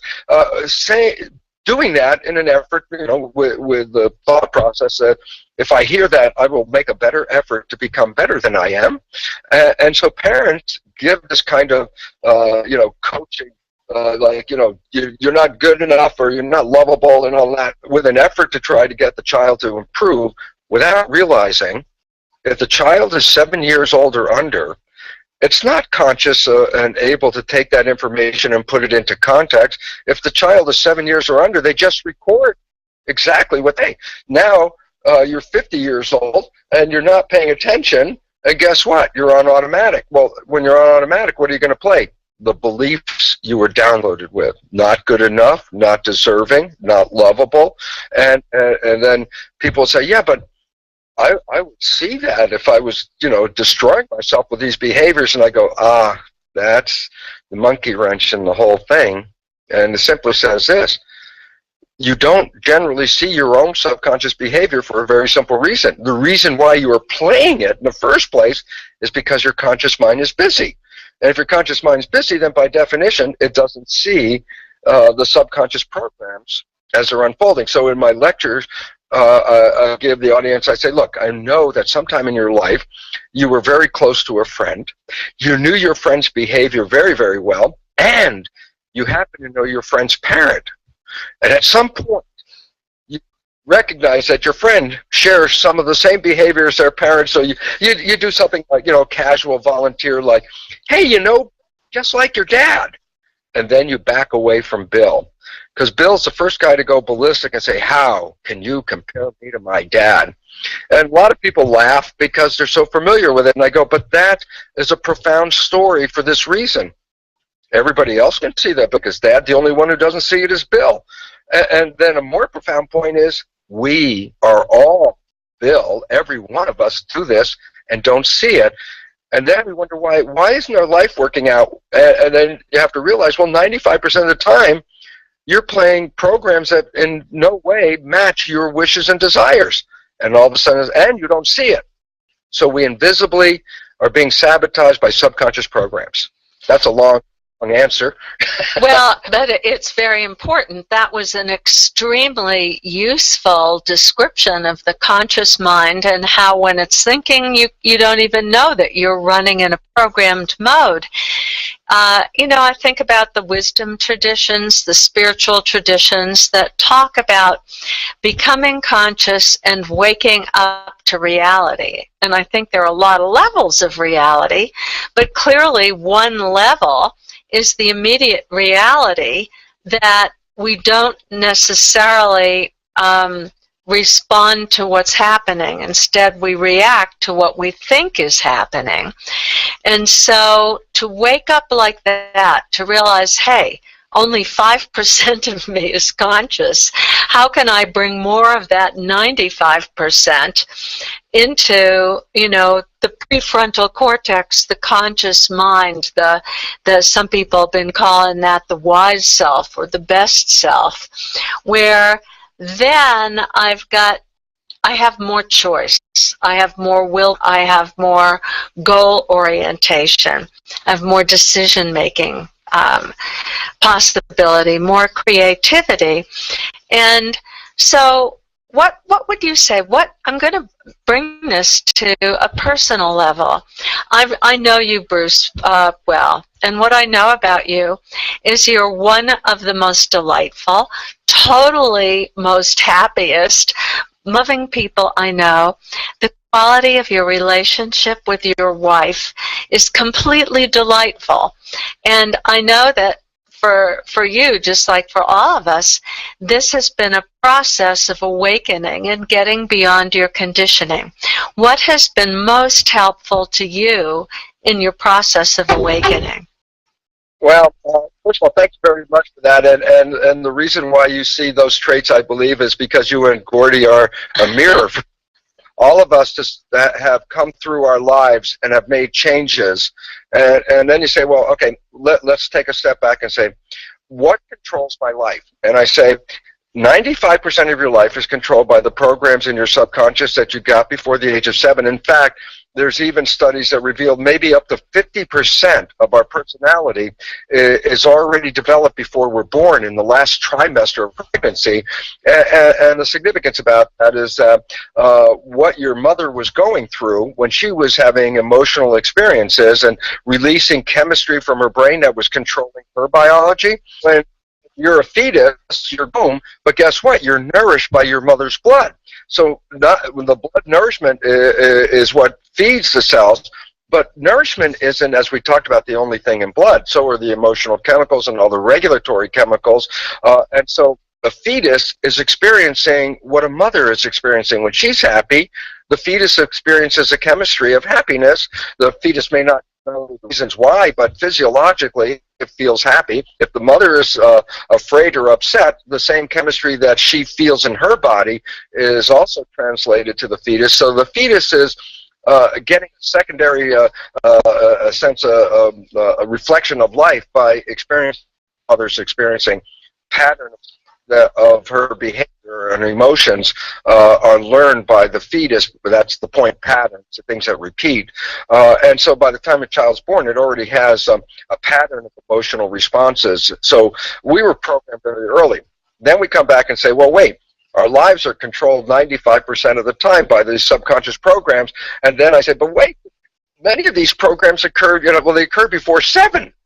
And they were occurring and they were occurring in the first hours and days and weeks of your life in the first year and 2 or 3. And then you say, but wait a minute, I don't even know what those programs are. I wasn't really conscious. So then people say, how would I know what my programs are? Do they support me or they don't support me? And this becomes a very important question, because since your life is controlled by the programs, you would really love to have some insight into what programs did I get, and especially when I wasn't even conscious as an infant, what programs went in.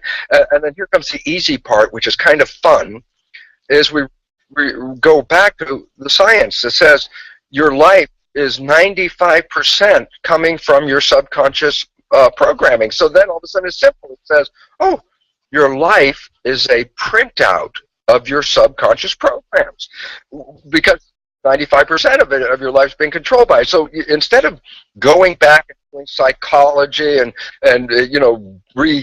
experiencing the traumas of your life, which a lot of people do,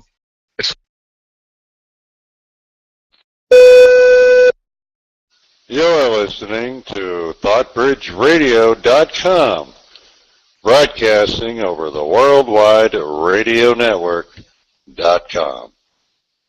necessary to do that, to see what's in your subconscious. All you have to do is look at your life and say, look, whatever comes easy, whatever that I like that comes into my life because I have programs that support that being in my life.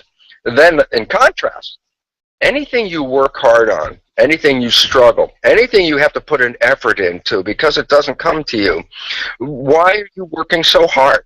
And the answer is, because apparently you have programs that do not support any of those things. So then you put a lot of effort into overriding those programs. So basically it says, well, if you want to understand what the programs are, look at your life. The things that work easy because you actually have programs to support that. And anything you have to work hard at totally represents the fact that that's your beliefs that are interfering with it. So basically it says, oh, good. Now I know what things I need to work on because it's the things that I have issues with and trying to make things happen. So now you have to say, well, how are you going to identify these beliefs? Well, one of the wonderful, important parts about the nature of community is if you're really close to something, it's rare when you think about it, when you come up with a negative trait or a character or a behavior, and you have close friends that are really close friends that can talk to you, they can say, oh, wow, that wasn't really what you just did, really wasn't supportive of what you want to do or what you want from your life. Then you can get feedback, because remember, most of the behavior is invisible to us because as we're doing it because our conscious minds are busy. So it's very helpful to have other people around, and especially in a relationship, this is very important. Why? Because once you become aware of these negative aspects of behavior, now you have a place or a starting point of what you actually want to change. So this is very important because, as I said, just trying to review your own behavior as it's coming out is very difficult because we're only paying attention about 5% of the time. And therefore, it says, I have these programs. I got them from my childhood. These programs do not support me. They're the ones that disempower me or sabotage me, and especially beliefs about self. I mean, when you go back, and you can just hear parents talking to kids, it always gets my... It just irritates because they don't realize when they say these things to a kid under 7, that child's just recording whatever they said, and later when they push a button, they'll play back exactly what the parent said and create behavior out of what the parent said. So basically, especially the kinds of things of being not good enough or not deserving and not loving and not smart enough and all these things, these are the impacts. When we overcome these, and change that programming and replace it with the same programming of your wishes and desires, guess what? Then that's really exciting, because it means even if you're not paying attention, when you resort to the subconscious program, if the subconscious program has all your wishes and desires in it, then even when you're not paying attention, you will still be moving in the direction of what you want in life. So that becomes important. And I think the important part that we make is you can change these beliefs. It's important to change these beliefs. Many cultures that are not so westernized clearly have known this for thousands of years. They have all kinds of special ceremonies for young couples as they get together, ceremonies to change their thinking and process if they want to conceive a child. They have all these things because all these beliefs affect our lives, and a child that we have from our own germ cells, our egg or our sperm, are controlled by genetics, are influenced by our perception of the environment. So parents are actually genetic engineers shaping the future. So this becomes critical. I think you made a very good point here, both about parenting and about cultural ways of changing that programming. In so many cultures, there are rites of passage for children. You know, in the Balinese culture, there's an early rite of passage. It's a celebration the first time that you put the child down and their feet hit the ground and they actually walk. And they have a culture of totally cherishing the children. And you can see how that gives rise to happier adulthood for sure.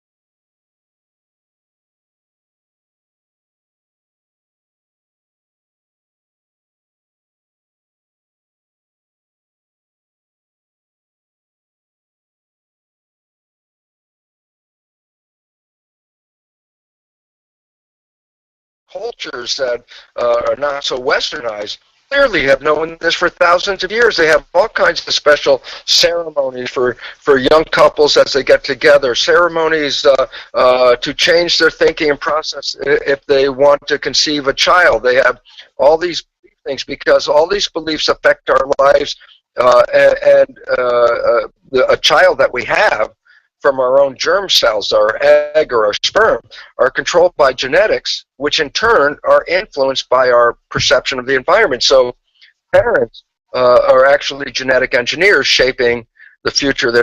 So this becomes critical. I think you made a very good point here, both about parenting and about cultural ways of changing that programming. In so many cultures, there are rites of passage for children. You know, in the Balinese culture, there's an early rite of passage. There's a celebration the first time that you put the child down and their feet hit the ground and they actually walk. And they have a culture of totally cherishing the children. And you can see how that gives rise to happier adulthood for sure. But even, you know, even in something like a bar mitzvah or a bat mitzvah or a coming of age ceremony for a girl or a boy in other cultures, that recognition, I'm going from one phase of my life to the rest, because it's a ritual, I think it probably affects a different part of the brain. Instead of affecting the thinking brain, it affects kind of the iconic memory, so that we have a kind of full representation somewhere in our nervous system of this wonderful thing that just happened. Or as you said, some kind of rite of passage for a couple who becomes engaged, and maybe more so than a party, although celebration is a good thing. So culturally, it's very important to install good software from the get-go. But also in terms of parenting, I know that you and I are both grandparents, and I know for myself, when I look at the way that my grandchildren are being parented, I think, boy, my kids are much more conscious of what they're installing than I was. They are much better parents. There's much more information about good parenting skills these days. And one of the things you talk about pretty frequently, Bruce, is conscious parenting, the importance of conscious parenting in programming a child's genes, intelligence, and behavior. And so I want to thank you for that, because I think it's influencing many people in a very practical way to notice, how are you talking to your children? You said something earlier that I really want to reinforce for our listeners, and that is, parents are likely to act like coaches, like, hey, you know, you missed the point, you missed the ball, you can do better. And to recognize that what we say to our child goes right in there, and to say it in a very positive way, you know, like, you're getting better at tracking the ball. I see how your concentration is improving, is a much different message than, hey, your mind was wandering, where the heck were you? So that's something we can all do. But I think perhaps it's just as positive to do that for ourselves in terms of the programming of our own self-talk. So what's your take on the movement of the last 20 years or so, when cognitive therapies have really gotten very popular, of becoming more aware of the way that you talk to yourself and actually changing that? Have you got any hints for us? Does that work? Does one method work better than another? Well, Joan, as you said, there's been so many new modalities affecting belief change that are modern and fast and rapid, and they really take advantage of a piece of knowledge we didn't have earlier. Most people are of the thought that, oh, the conscious mind and the subconscious mind are, are operating in our heads, and that we are the conscious mind, and when we see we're not doing something right, or we screw up in some way, or we get aggravated, and we go, or we do something that sabotages ourselves, we get into this phase of like talking to ourselves. And I laugh at this a lot, because it's like, okay, you're talking to yourself like, Bruce, don't do that again. Don't eat that donut now. I don't even listen to that one. That's always a troublesome one. It gets very frustrating, because you say, okay, I keep trying to correct myself. I tell myself, I talk to myself, and it just doesn't change. And then the humorous part about it is, it's like, no, you, an entity, exists in the conscious mind. That's where you are. That's like you have a desk in there and you're operating everything from the conscious mind. And I say, okay, now you're talking to the conscious mind. I go, who are you talking to? And the reason why that becomes an interesting question is there is no entity, so to speak, in the subconscious mind to listen to you.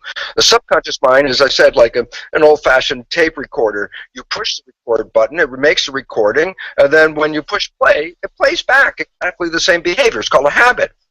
Well, why is that relevant? Just think of the humorous aspect of, you have a tape and a player, and it's playing a program, and you say you don't like the program. So I say, okay, go up there and talk to the tape player for a while. And you go up there and you say, come on, tape player, play something different. Come on, tape player, I don't like this program. I wish you would do this. And then I say, how long will it take for you to keep talking to the tape player before the tape is changed? And the answer is, you could be blue in the face. It won't make any difference, because there's nobody in there to hear you. So it says, oh, then what we have to understand is this: there's got to be a way to push that record button. And this is what these new modalities, some of them called collectively energy psychology, some of them called belief change modalities. I have on my webpage, brucelipton.com, a list of resources, maybe 20 or 30 of these different new modalities, which allow us to push the button and rewrite programs in minutes. When you know how to push the record button, it's a heck of a lot easier than talking to the tape player and not getting a response. And it becomes very critical, because you can change these behaviors when you understand the nature of a way of putting in the program other than talking to yourself, which is more than just frustrating. It's irritating and actually makes you more depressed when you realize nobody's listening to you trying to correct the tape. And what's most important about it is this, because the new book coming out in May is called The Honeymoon Effect. And what I want people to understand is this. I say, listen, go back to the time in your life you fell head over heels in love with somebody.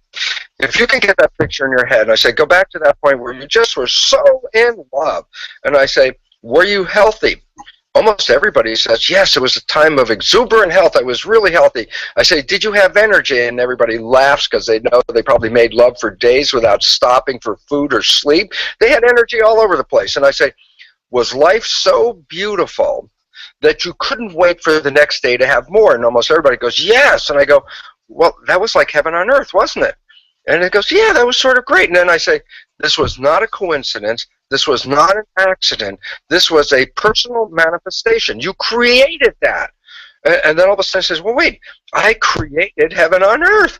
And then I say, yeah, and then unfortunately, most people, after a period of time, be it 2 days, 3 days, a month, a year, if you're lucky, that honeymoon energy fades, and then life sort of steps back in to normalcy, or so-called normalcy, but that exquisite joy, excitement, love is sort of tempered by just life again. I say, so let's understand what happened.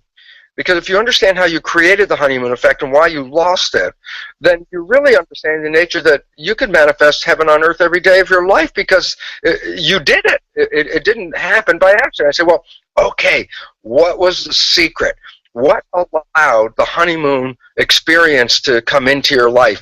And science has given us an answer, and it's so exciting.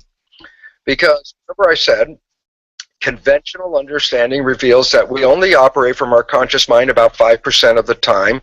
95% of our lives are just playing programs from the subconscious mind. That means only 5% are you operating from wishes and desires. Well, science has now found a very little interesting fact, and that is this. When you fall in love, like we just talked about, interesting time, the conscious mind essentially stays present 90% of the time or more, rather than being only 5% of the time operating from wishes and desires. What happens to your life when you're operating 90% or more from your wishes and desires, especially when you're cooperating with another person who is also operating 90% of the time from their wishes and desires? Well, then what did you create? You manifested your wishes and desires.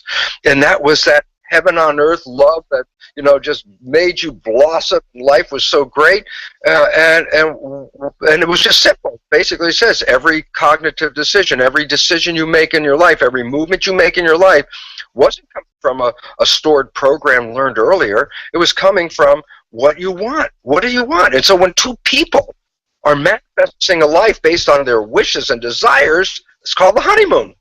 And then you say, well, what happened to that honeymoon? Why doesn't it sustain itself? Now we go back and say, look, up to this, you know, while you're in that honeymoon, you've been operating as almost exclusively from the conscious mind with wishes and desires in it. But life starts to get busy. Even if you're in love, life starts to get busy. You still got to pay the rent. You got to fix the car. You have your chores to do. And at some point, the pull of normal life takes your conscious mind off of the moment, as your conscious mind starts thinking about, well, what do you got to do next, and how are you going to deal with this and all that? Well, wait a minute. If your conscious mind is not paying attention, then the default is a subconscious program. So here's a little scenario. My partner and I are in a honeymoon, love, love, love every minute. It's so beautiful and great. All of a sudden, I realize, oh my goodness, I got to take care of these issues in my life. My mind is now thinking about these issues. My loving partner comes up to me, asks me a simple, loving question. And all of a sudden, I turn around and go, blah, blah, blah, blah. And she looks at me and goes, I love the phrase, who are you? Where did that come from? Where did that behavior come from? Well, this is where the honeymoon starts to fade away, for a simple reason is this. Where did that behavior come from, that blah, blah, blah? The answer is this. Well, it didn't come from my conscious mind. It came from my subconscious mind. Where did I get that? Well, that's probably the way my father would have responded to my mother, and I just played the tape. Well, then here's the problem. She says, who are you? And I realized, then this is where the problem comes from. Well, I just played that with my subconscious mind. Well, why did I play that? Because my conscious mind was busy. And I said, oh, well, if my conscious mind was busy, did I even see what I just said or did to my partner? And the answer is absolutely not, because my conscious mind wasn't focusing on it. I was just accused of not being me, like, who are you? And then all of a sudden now I get very defensive, and I go, what are you talking about? This is the way I've always been, which actually is true but not seen. What was happening here? I introduced new behavior. It's actually not new behavior. It was the old stored behavior from my parents, but new to the relationship. I introduced this behavior. Had I done that on our first date, maybe I wouldn't have had a second date with that behavior. But up to now, we've been living on a honeymoon. So I've been living off of my beautiful, wonderful wishes and desires behavior. I just throw a monkey wrench in why I played my father's behavior. Now my partner looks at me and starts to recognize, oh, that's not really great, but we have a great relationship, so I'll compromise and go, oh, okay, I like the way he does that, but I'll accept that because we have this relationship going. But every time a new program, actually an old program from our subconscious, is introduced in the relationship that was not there, and if these behaviors are not very good, which most of them are not, every time a new one is introduced, there's more compromise. There's a point where actually a couple won't even compromise. It's like that's such negative behavior that this relationship is over. This is the freaky part for people to say, wait, I had heaven on earth. It was so beautiful, and all of a sudden it went to hell. What happened here? And the answer was this. The invisible subconscious program started going back into the normal 95% operating condition because my conscious mind is too busy. Now our relationship is based on two different minds. When I'm in my conscious mind, the loving relationship is good. And when I'm in my subconscious mind, I sabotage that relationship. And then I go, yeah, and here's the problem. 5% of the time you're operating with the conscious mind. 95% of your life is coming from the subconscious programs. And that's what causes the honeymoon to go away. Now, as we talked about very simply earlier, what if I could change the beliefs in my subconscious mind? What if I took those negative beliefs that I was expressing, stopped, rewrote them, turned them into a positive belief? What would be the significance? I go, well, if I ultimately get my subconscious mind to have the same wishes and desires that my conscious mind has, then it says, then I'd be operating 100% of the time from wishes and desires. Whether I'm paying attention or not paying attention, both minds would still be playing that wishes, loving, desires stuff, and the honeymoon would go on every day of my life for the rest of my life. So we're in a situation here that says, you created heaven on earth when you lost the program, and therefore you want to have heaven on earth. Well, then by definition, you really have to rewrite those programs because those limiting factors, the relationship. It's such a wonderful explanation. I think everybody has wondered, hey, whatever happened to that incredible state of union and state of being in the present when you're in love, and you look around and you actually see things. You see that the world is beautiful. You see the light in your beloved instead of the lampshade. You see all of these beautiful things. And I think what's wonderful in part, Bruce, about your pointing this out to people is it helps us to look for it again. And it helps us to ask that question, not only how can I reprogram my unconscious mind, but how can I bring my prefrontal cortex online so that I can be conscious and operate from wishes and desires more of the time. And making that realization when you see the face of your beloved, just to spend a moment there, to breathe, to be present, to be mindful. When you see anything of beauty that suddenly stimulates you to wake up, to spend a little bit more time there, then I think it's possible, little by little, to actually get that honeymoon effect going more of the time. And the love that we feel is, of course, the love for our beloved, but as you've talked to us about so beautifully, Bruce, the love we also feel is for ourselves, for our own deep worthiness. And of course, then how can we help but love the magnificent mystery of creation that that's given us consciousness in the first place. So I just want to say your work has been incredibly inspirational to me, as it is to so many, actually millions of people worldwide.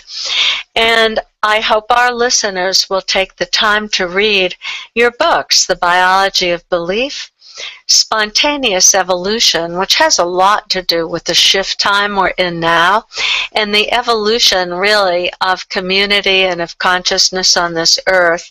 And then, of course, your newly released book, The Honeymoon Effect, which is just an awesome addition to the literature. So On behalf of Hay House and all of those listeners out there, and from the depths of my heart, Bruce, I want to thank you for who you are and everything that you've done. You are an awesome human being. Joan, thank you so much, and again, I appreciate you and Gordy so much, because when we see you, we see a mirror of ourselves, and you know, neither of us grew up this way. And that it was something we did. It's a very positive thing that we can do, that we have power. And this is very important, because in the world that we live in, we have been systematically disempowered.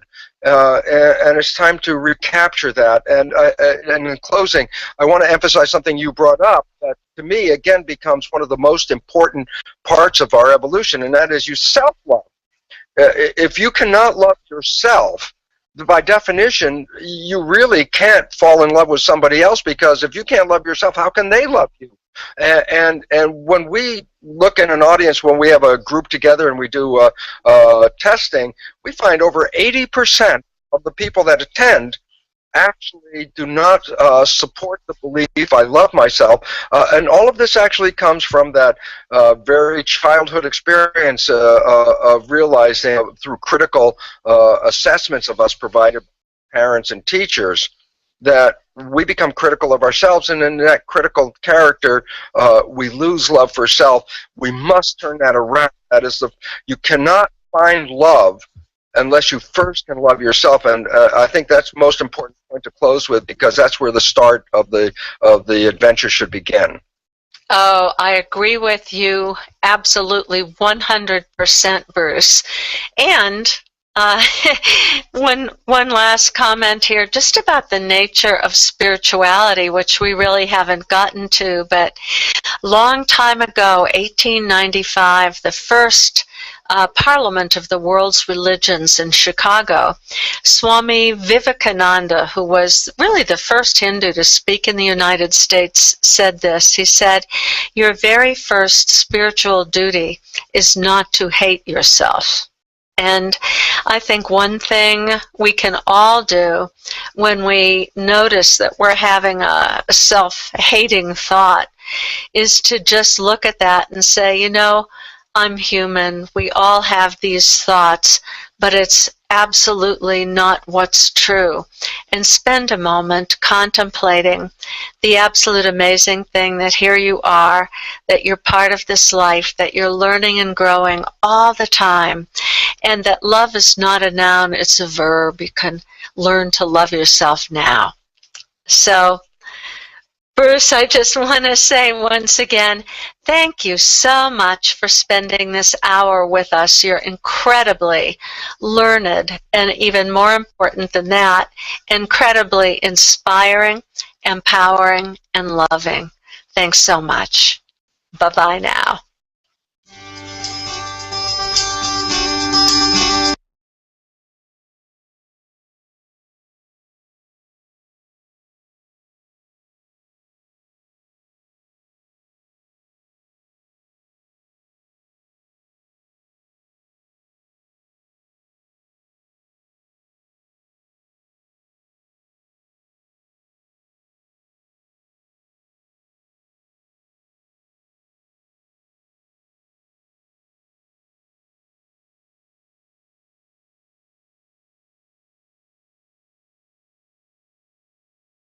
What you want to say to become inspired in your life, to have all of your thoughts break their bonds, is this: what I desire, which is aligned with spirit, is on its way.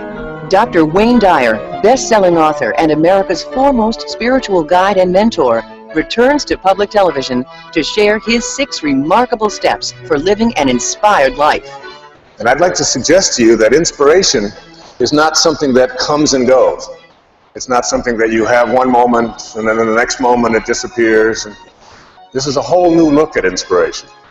Along with powerful wisdom teachings to unleash your own inspiration, you'll meet 4 individuals whose lives have personally inspired Dr. Dyer. So becoming inspired is really about changing your awareness of yourself. Now, join Wayne Dyer for an extraordinary presentation that promises to transform your life when Inspiration, Your Ultimate Calling airs next.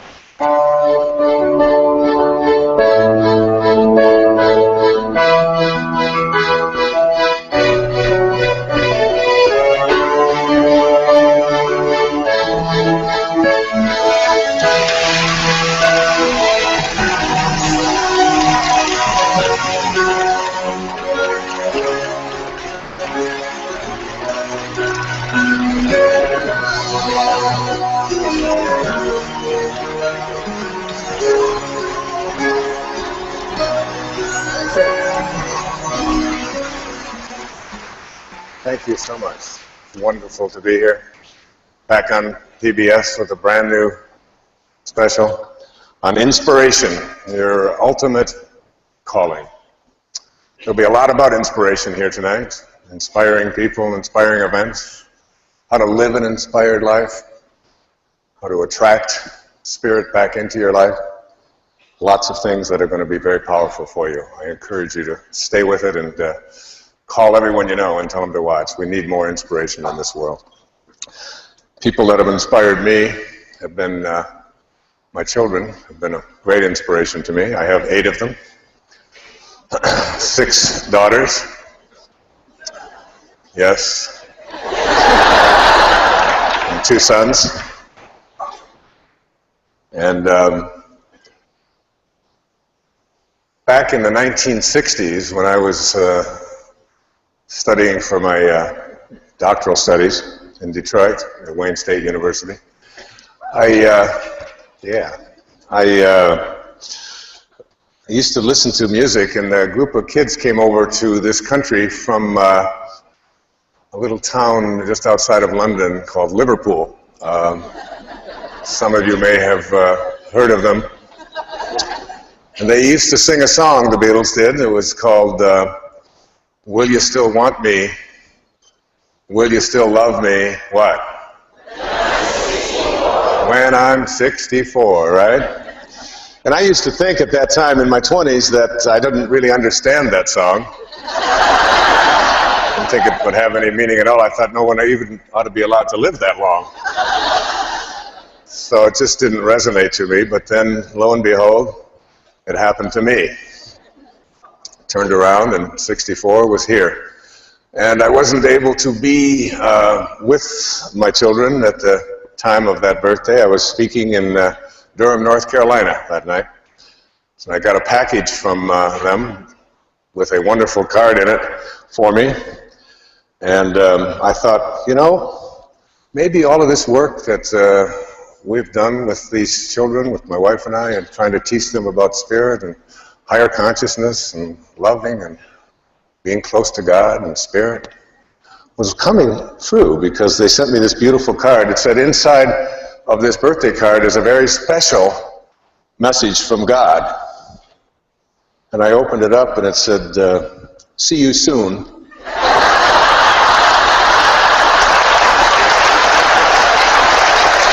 Happy birthday. So,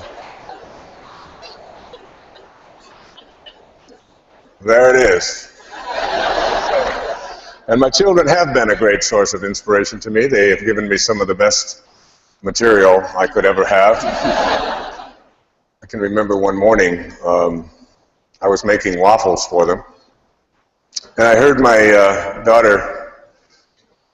my daughters talking to each other, and they were doing very slow, and I had what I thought was really important things to do, and I encouraged her and all of them to, you know, speed it up a little bit. You know, let's go. We've all got to get into the car. We've got deadlines. We've got to get to school. I've got to get to work. I'm a prophet. You know, I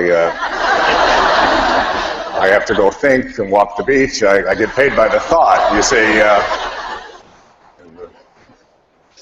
So I raised my voice a little bit and I said something, and my daughter Serena took umbrage at what I had said, and I said, come on, let's go, get working, let's go, move, come on, I want to get to school, we got to get to the school.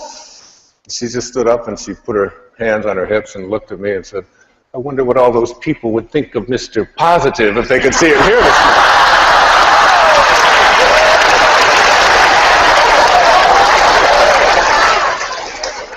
she turned around and looked at her sister, Summer, and said, would you buy a book from someone who yells at his 10-year-old child? I write those down when they... So anyway, my children have always been great inspiration for me and great teachers, and keep me very close to the ground and very humble. I want to begin this program on inspiration with a story about attitude and belief, because basically the idea of living an inspired life is one in which our attitudes become one of being in harmony with our source, with spirit. Not too long ago, I was honored by Yeshiva University, the Einstein School of Medicine, with a wonderful tribute. It was called the Einstein Award, that is given to people whose work exemplifies some of the sort of philosophical views, rather than just necessarily the scientific views of Albert Einstein. And I was invited there, and I gave a lecture to the staff and did rounds and spent a day there at this wonderful School of Medicine in a psychiatric hospital in New York. But I felt that when I got there that maybe it would be important for me to explain to them about Einstein's theory of relativity, which I'm sure many of you watching don't really completely understand. But everything is really relative. I mean, there was a great Chinese philosopher who once said, his name was Lao Tzu, he said, I went to sleep and I dreamt that I was a butterfly. And then I awoke. And now I don't know. Am I a man who was dreaming that he was a butterfly? Or am I a butterfly dreaming that I'm a man? It could be either way.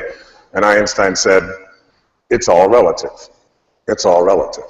And I thought about that, and I thought perhaps I could help these doctors and everyone to understand, since they were working at a place named after Dr. Einstein. I could explain to them about how to apply this theory. And I have a theory about relativity that goes like this. All things being relative, in a bowl of soup, this is a lot of hair. What do you think? Really? You understand? If you were in a restaurant and you ordered a bowl of soup and you got this much hair in it, you would call the waiter over and you would say, excuse me, what? That's a lot of hair. That's the way I look at it. All right? It's all relative, and it's all how you believe and what you believe. As we move into this idea of inspiration, I'd like to suggest to you that you have a mind that is open to everything and attached to nothing. It's not a program that's based on any religion or any particular view of spirit or God or soul. We can call it what we want. We all originate from the same source. This source acts in a certain way, is constantly creating. And whether you're a believer in one particular religious persuasion or another, all of us have to agree, even quantum physics teaches us, that we all originate in this divine place of an organizing intelligence. And Alan Watts, a great teacher, a man I admired enormously, once said that you can't get wet from the word water.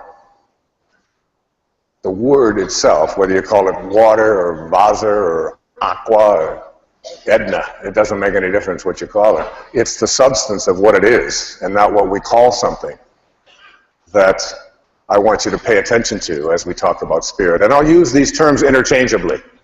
Spirit, divine mind, organizing intelligence, God. All of these terms are terms that refer to the place from which we all came. And this idea of inspiration, if you look at the word inspiration, it breaks down to two words. In spirit. In spirit. And when we look at what it means to live an inspired life, it's nothing more, in my estimation, it's nothing more than finding a way for you to be in harmony with the spiritual essence from which you originated. Not just in your actions, not just in your feelings, and not just in your behaviors of attending church or being nice once in a while, in every single thought that you have. And I'd like to suggest to you that inspiration is not something that comes and goes. It's not something that you have one moment and then in the next moment it disappears. And this is a whole new look at inspiration. To me, inspiration is living in spirit at all times and catching ourselves when we find ourselves disconnected from the spirit from which all of us emanated. It's really thinking like God. It's being more in touch with that place of origination. It doesn't come and go. When you live an inspired life, you begin to feel as if you're on purpose. I guarantee you that at the end of this show, you will not have to ask the question, what is my purpose, and how do I find it, and where is it, and how come I can't get it, and why does somebody else have it, and I don't seem to get it? It always seems to elude me. These will no longer be the issues that face you about being inspired. It's really about living day in and day out from this divine perspective of watching every single thought that we have and catching ourselves when we have a thought that is inconsistent with that divine source from which we all came. So that if you have a thought that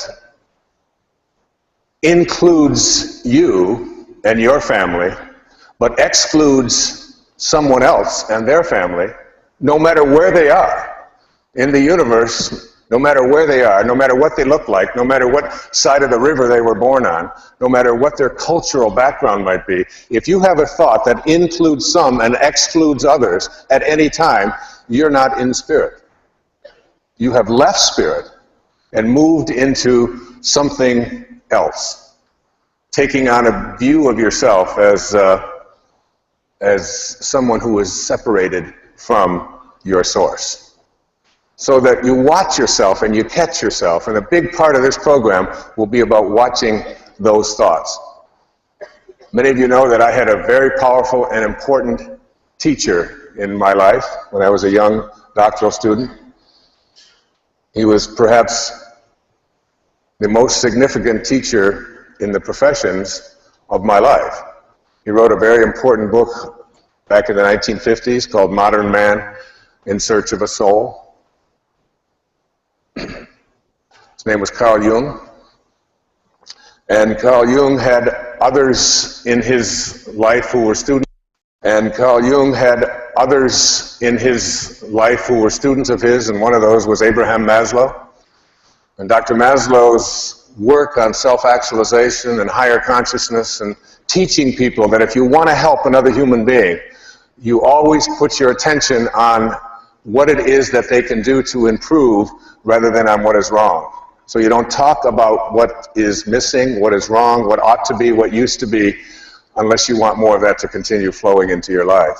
You put your intention and your attention on what it is that you want to shift and change. And he had an observation. Maslow's observation was this. He said, what is necessary? What is necessary to change a person is to change his awareness of himself. So becoming inspired is really about changing your awareness of yourself. And what does this mean? It means shifting the belief systems that you might have, the thoughts that you've had over and over and over again that say, I am limited. I don't have the talent. I don't have the background. I don't have the luck that I need in order to be able to attract what I want into my life. Things have never worked out for me before. You change your awareness of yourself and your own body and what you believe about it. Like, how could you have a body that comes from a divine source that creates from well-being, and have it be anything other than beautiful. Have it be anything other than divine. Have it be anything other than perfect. A perfect creation of God, of source, of spirit, is what it is that you carry around with you. And if you have any other thoughts about it, then you have to really work at shifting them, because it's an insult to that from which you came. When you trust in yourself, you're trusting in the very wisdom that created you. And inspiration is about having that. It is about recognizing yourself as a genius, recognizing yourself as a person of unlimited talent and the capacity to be able to do anything. And you'll be hearing a little bit later in this program stories about people who have taken exactly that attitude and said, there is absolutely nothing that I can't create if I can conceive of it in my mind and know that if I don't have the talent, that whatever talent is necessary, I can manifest it and have it show up and attract it into my life. Whatever financing is necessary, I have the ability to be able to connect myself to that. It's a knowing. It's a powerful knowing. I've been introduced a lot of times as the father of motivation. I don't know. First of all, I'm already the father of enough, all right? 8 is enough, all right?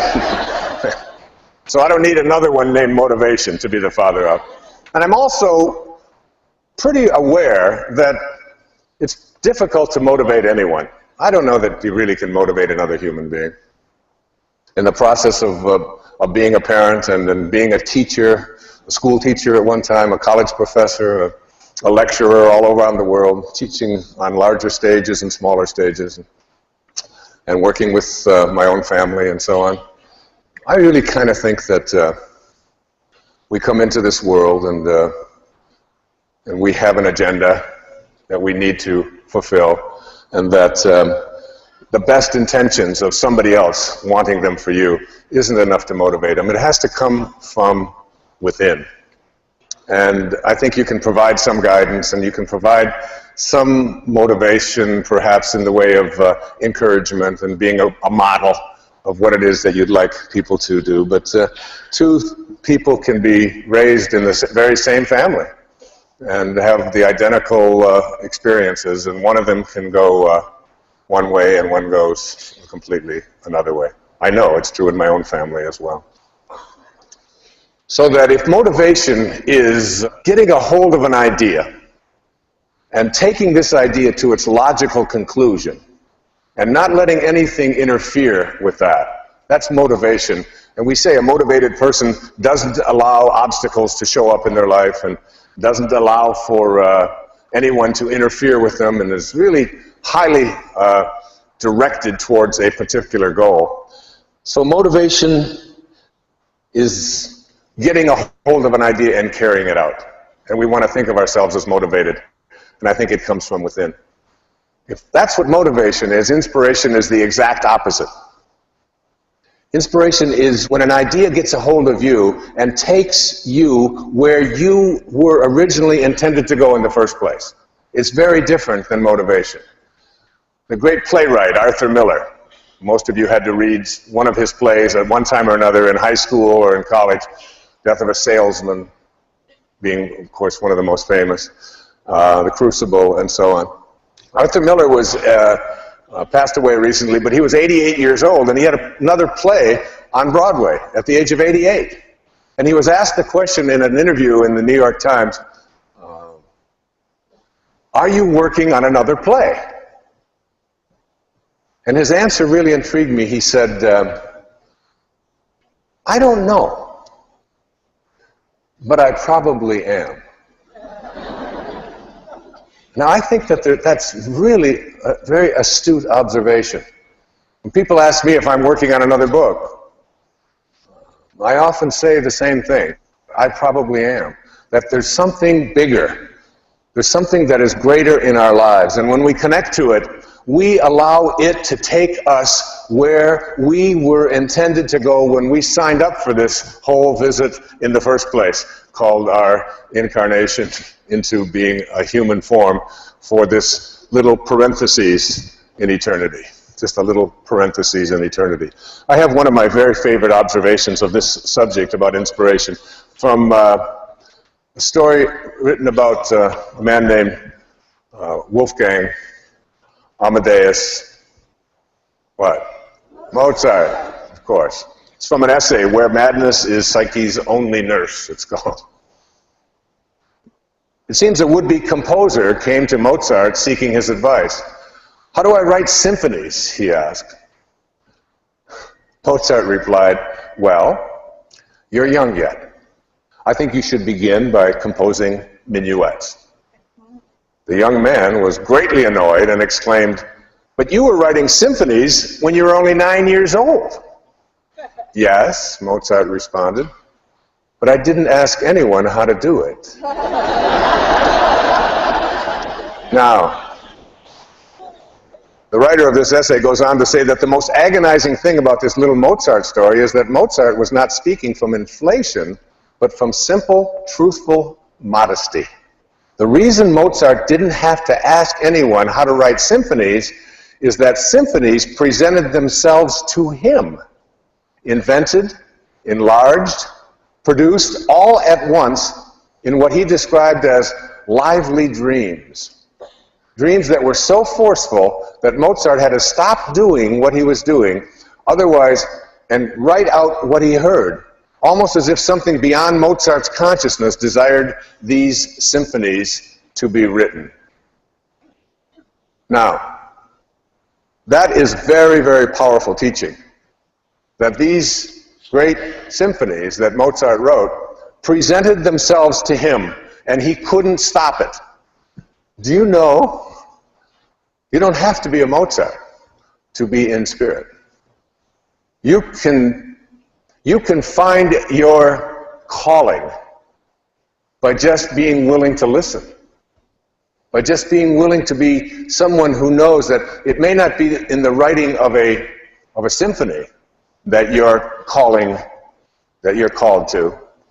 It could be anything. It could be the adoption of a child. It could be the creation of something that you've known you wanted to write for your whole life. It could be opening up a business. It could be raising horses out in Montana. It could be anything that you are called to do. So that the awareness that I'm asking you to look at is that there is something that is calling you. And when an idea gets a hold of you, you get into this place of surrender, where you let go. In the recovery movement, we've always called this, you let go and what? And you let God. You allow this great spirit to be something that infuses you in such a way that it becomes this thing bigger than your life, that propels you into directions that you're willing to listen to. But you gotta change your awareness of yourself, as Maslow said. And one of the ways that you change your awareness of yourself is to understand a very simple premise. Think of an apple pie. Here's an apple pie. And this apple pie, you take this apple pie and you take a slice of this apple pie and you put it over here. And then you walk over to the slice and you say to the apple pie, the slice of apple pie, what are you like? What are you like? And the little slice of apple pie says, I must be like what I came from. You wouldn't expect it to be pineapple. You wouldn't expect it to be cherry. You would expect it to be like what it came from, right? So why is it that we understand this, and yet we don't understand that we too must be like what we came from? We are pieces of God. We came from a divine source. We have to trust in our divinity. We have to understand that we are not this package of bones and skin encapsulating, these internal organs, that's not who we are. That's what we call the false self. It's an illusion. That who we really are is what we came from. And what we came from is eternal, It's infinite, it's kind, it's unlimited, it excludes no one. So that if we understand that we are really here as spiritual beings, just having a human experience, not the other way around. We're not human beings having a spiritual experience. It's the other way around.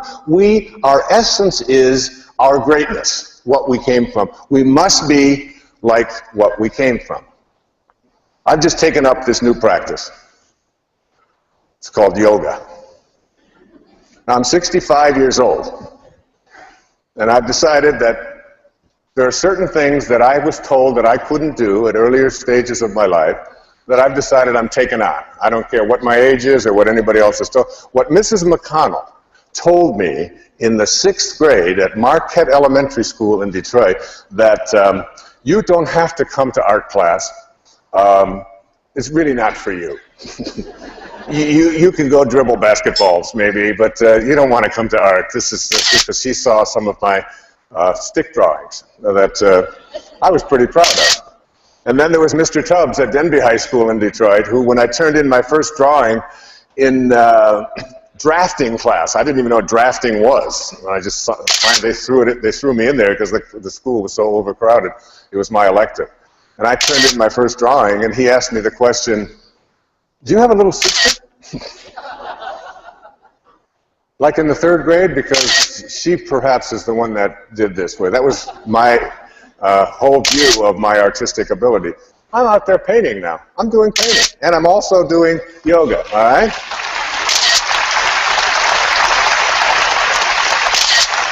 And I've learned some things about myself in the process of doing this. Like the last time I touched my forehead to my ankles, I think I was 4 months old. And I'm getting closer. Now, I'm not there, all right? But I'm getting a little bit closer. Each time I do one of these poses, I find myself a little bit closer. And I had a sort of a semi-belief that I couldn't touch my toes while sitting up straight with my back straight up and sitting down and touch my toes without my knees bending. And I back straight up and sitting down and touch my toes without my knees bending. And I kept each day going in there and not being able to do that. The knees were up, and the instructor said, "You can do this." And I said, "Well, it doesn't seem like my body agrees with that, but it would be."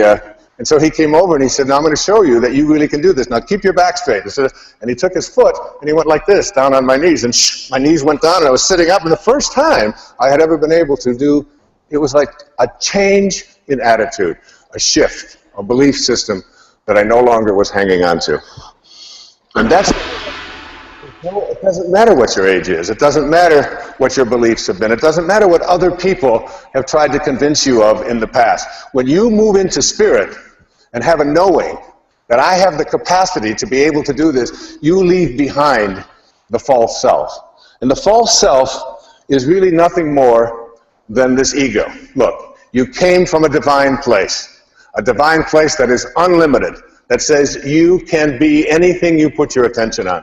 And then you bought into a whole series of beliefs that were handed to you by very well-meaning people attempting to convince you that you had limitations, that you couldn't do this, that this wasn't possible. And I'd like to suggest to you that you took on something called an ego. E-G-O. An ego. You came in from divinity, you show up, and you edged God out.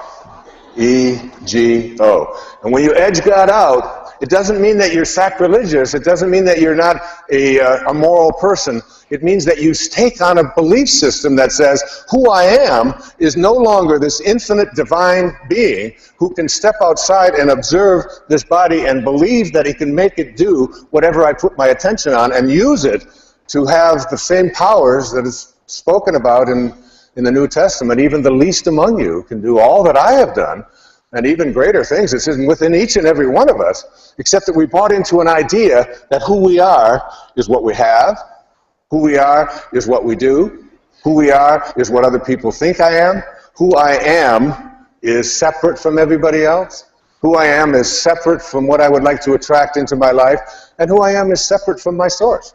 And we believe in this separation, and we believe in this identity that who I am is what I have. So we start accumulating. We accumulate and accumulate and accumulate. The problem is that when you stop accumulating, and if who you are is what you accumulate, then you have no value as soon as your things start to disappear, as soon as they wear out, as soon as somebody else takes them, as soon as the government taxes them, as soon as any number of things. Who I am is what I do. If you no longer can do, then you aren't. You no longer exist. Who I am is my reputation. And we raise our children often to believe that what's most important is what other people think of you. Fit in. Do what you've been told to do. Do what the crowd does. Follow the herd. And you know what happens is what you step in when you follow the herd. So we take on all of these sort of false ideas, and we have a tendency to believe them. And inspiration is moving back into spirit. And it's moving back into spirit in such a way that you no longer accept yourself as anything other than divine.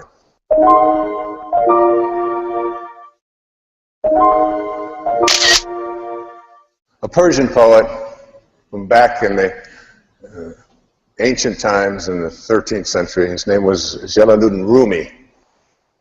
And Rumi has this observation that's been very important and very powerful to me.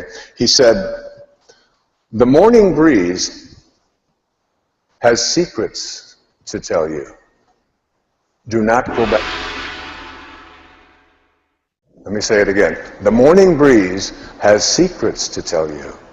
Do not go back to sleep. I'd like to take a poll. Just by a show of hands, I'd like to ask how many people in this room, and there's about 3,000 of us here tonight, I'd like to ask you, how many of you awaken at one time or another between the hours of 3 and 4 a.m.? Let me just see by a show of hands. And if you look around, this is a universal experience. Now, what do you think that is? If everybody, almost everybody, awakens at some time between 3 and 4. Now, for some of us, we just interpret that as, all right, this is my age.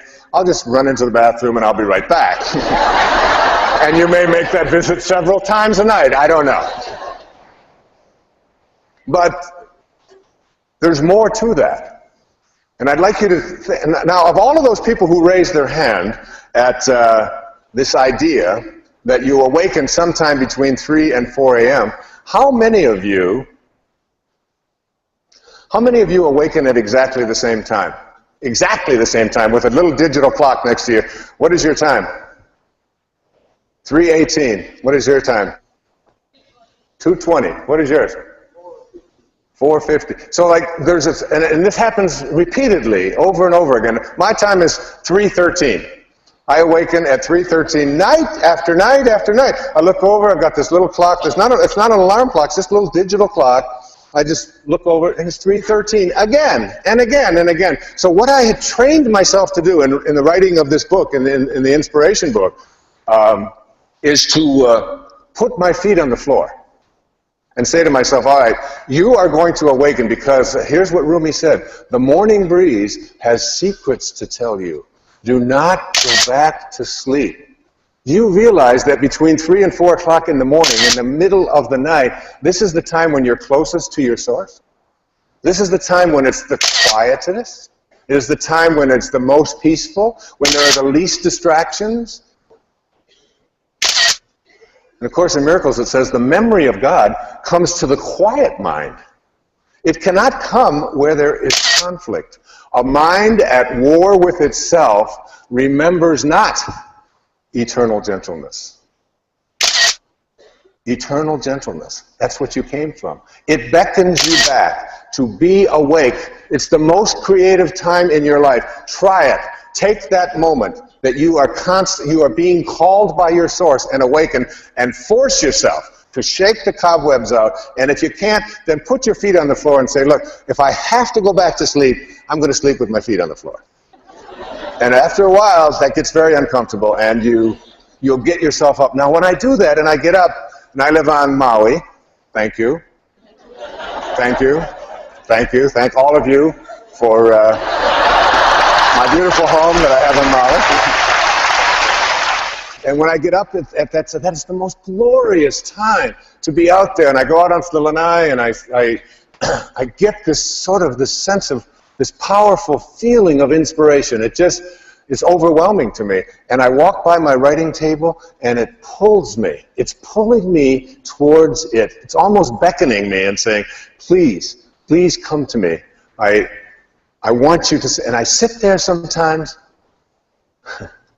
and I literally wonder, where is this coming from? The words, they just flow, and I sit there and I write by hand. And as I'm writing and allowing this to flow through my heart and onto the pages, I just think to myself, I wonder what's going to come next. I wonder when it's going to come next. It's almost as if God is saying, this is why you're here. And I can't get you any other time because it's just so busy, and there's horns bonk, and there's so many distractions. But here's a time when you can just be with me. Just be in spirit. Just be inspired. Inspirado. Be in this space with me. And I will then allow what creative juices that you have forgotten about because you edged me out for so much a part of your life. And here it is. And you'll find yourself getting the right ideas. Examining things that you never thought of before. Writing, some of you, I know you do it in your sleep many times, you'll write a poem and it'll be so phenomenal, and then you'll say, well, I'll remember that tomorrow. And then you get up and you can't get any of it. The morning breeze has secrets to tell you. Do not go back to sleep. Use those hours. And forget about the idea that, let's see now, I went to bed at 11. And if I get up at 3, that means 4 hours, so I'm going to be 4 hours deficient all day long. I'm not going to be... Forget that. You've got an eternity to sleep. An eternity to sleep. And when you learn to meditate and get quiet and get peaceful, you can always, in 20 minutes time of meditation, any time during the day, get the equivalent of a full night's sleep. Don't go back to sleep.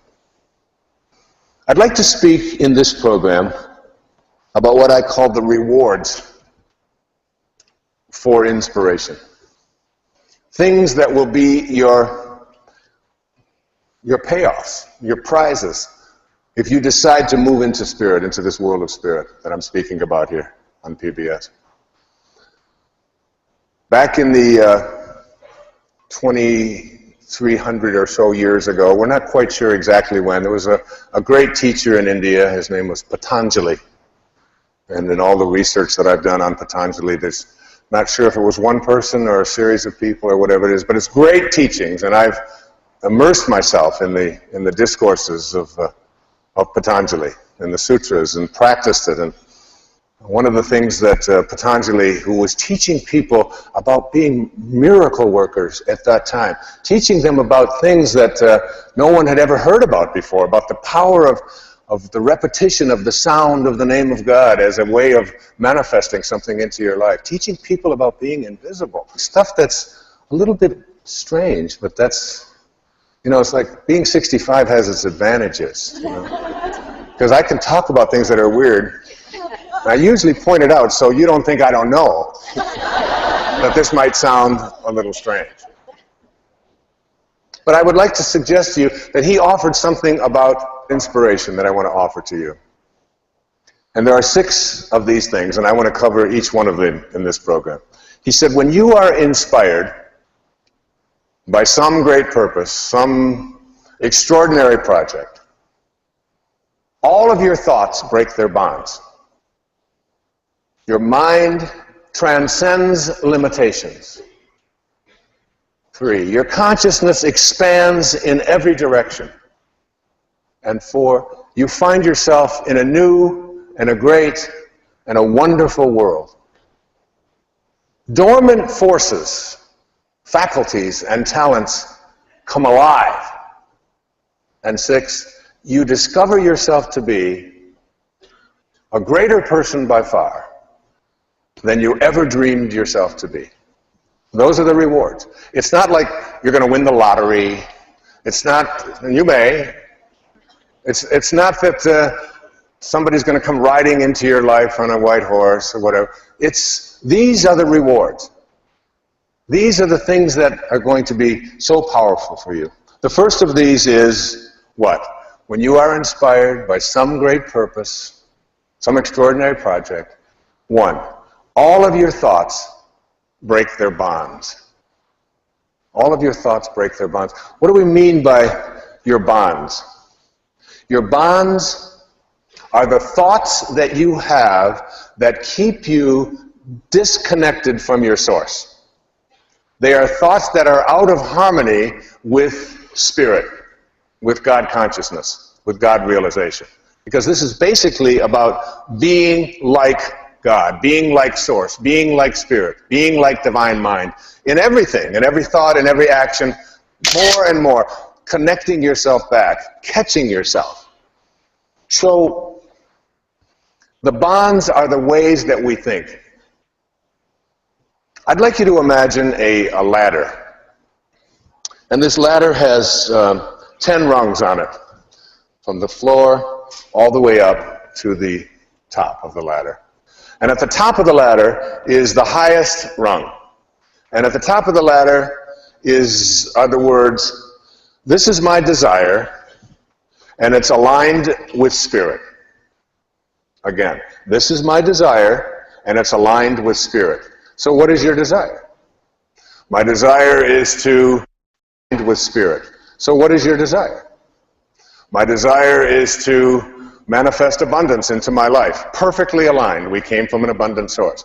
My desire is to feel a sense of well-being in my body at all times. Perfectly aligned. My desire is to have divine spiritual relationships in my life. My desire is to get the job that I am working towards getting. My desire is to live in a place where I feel most peaceful and most loving. My desire is, and these, whatever it is, it doesn't make any difference. It's the 10th rung. It's the highest rung. It is your spirit aligned with your desire. All right? So here it is. It's right up here. Now you have to ask yourself the question, what is it that I offer up to this 10th rung desire? All right? A 10th rung has to have, in order for it to manifest and show up in your life, it has to have thoughts, feelings, and behaviors that match up to that. And if they don't match up, you get out of harmony. See, thoughts are energy. Like everything in the universe, it's energy. Einstein said that nothing happens until something moves. What we have has an energy component to it. We can measure our thoughts and how they impact us, whether they strengthen us or weaken us at any time in our lives. All right, so there's a wonderful book written about this, and it's called Ask and It Is Given.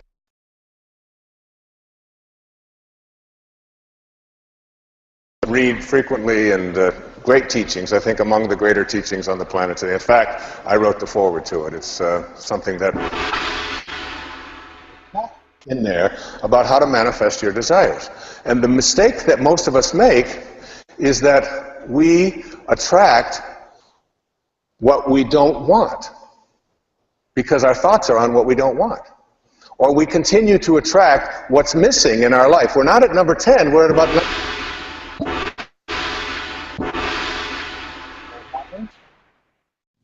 It's very difficult.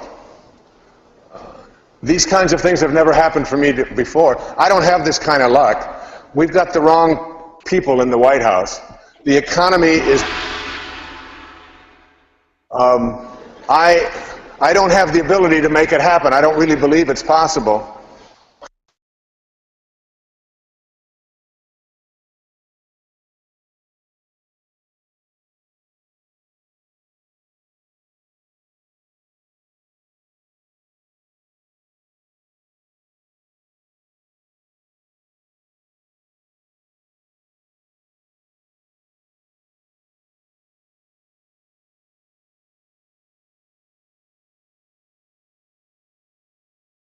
She said, well, of course. Who wouldn't want to be rich? We all want to have abundance in our life. Of course that. I said, so let me see if I understand this. You want to attract being rich into your life, and your thought about it is that it'll never happen. So what do you think you're going to attract? You're going to attract, it'll never happen. And that very simple little example, it's an innocuous example. She was a very bright and intelligent lady. It wasn't about that. It's about what kind of energies we have within ourselves that we offer to what our desires that are aligned with spirit in order for them to manifest. And every thought, if you have a second wrong thought that it probably won't happen, it's not likely, it's never happened before, it's just not the way it works for me, it's always been missing. As long as you think like that, and you're in a universe that operates on this law of attraction, you will continue to attract it. A man named Albert Einstein, who I've spoken about before, theory of relativity,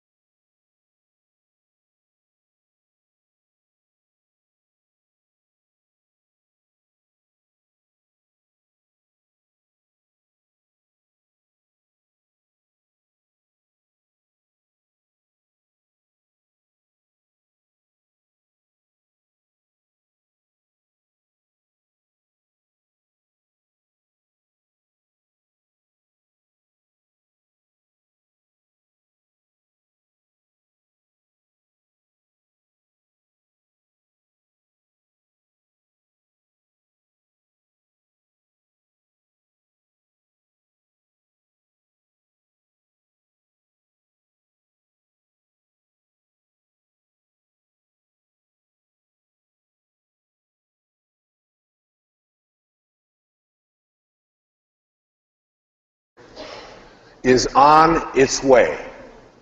It's on its way.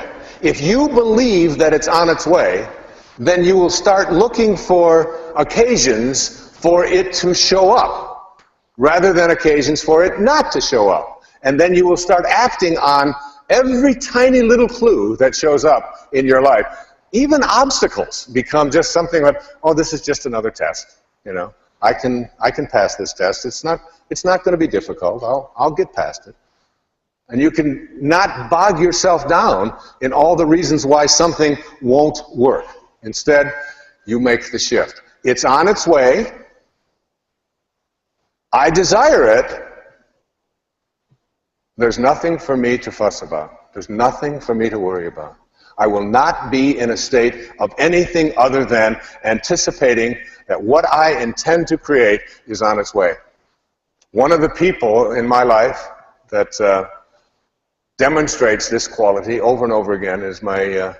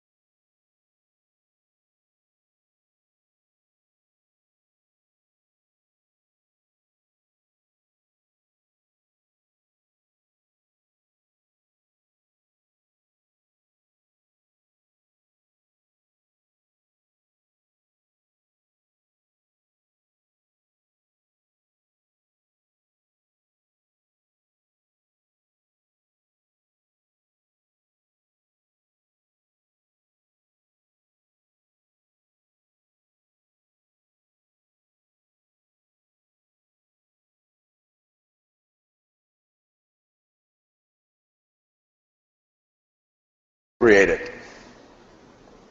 And that which we call non-existent has not been sufficiently desired. By passionately believing in what doesn't exist, you create it. Because you know that it's on its way and there's nothing and no one that can dissuade you.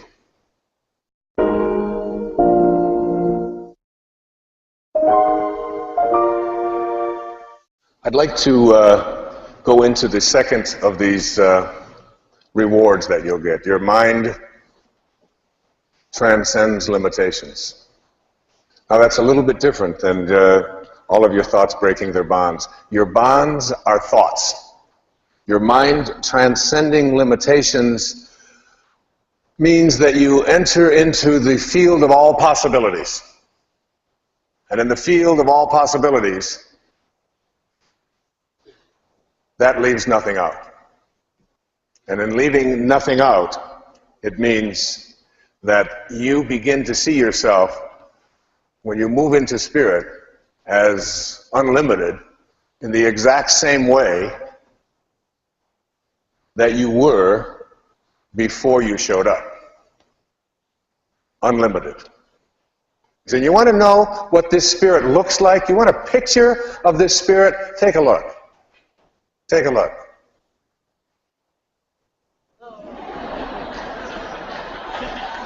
You know who that is? That's my grandson. That's Tyson.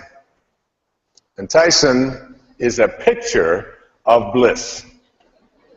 You can't get any happier than that. Now, I know I shouldn't tell this on Sky, but I said that. Now, I know I shouldn't tell this on Sky, but she said, Dad, the reason he's so happy is he's holding onto his little peeper.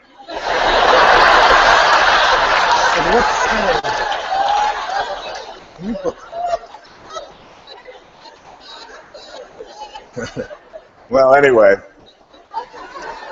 if you ever wonder what spirit looks like, take a look at that and know that that's you. That's what you came from. That's just a few months old little baby that came from that blissful, perfect, beautiful place. Your mind transcends limitations. What does it mean? In a little village south of Ottawa in Canada, there was a young boy who went to school one day,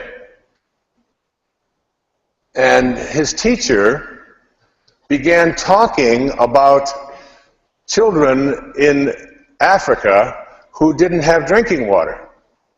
Now, he was 6 years old, and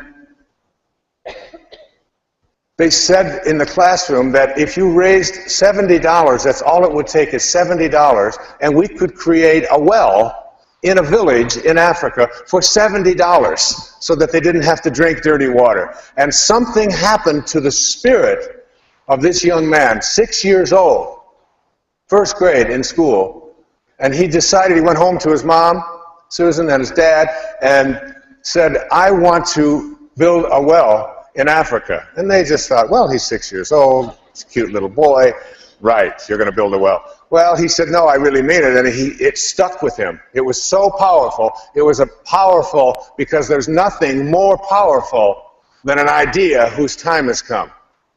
When an idea's time has come and it resonates within you, and you stay connected to it, it can't be stopped. And the little boy he said, can I do extra chores and raise money? And he did. He did vacuuming.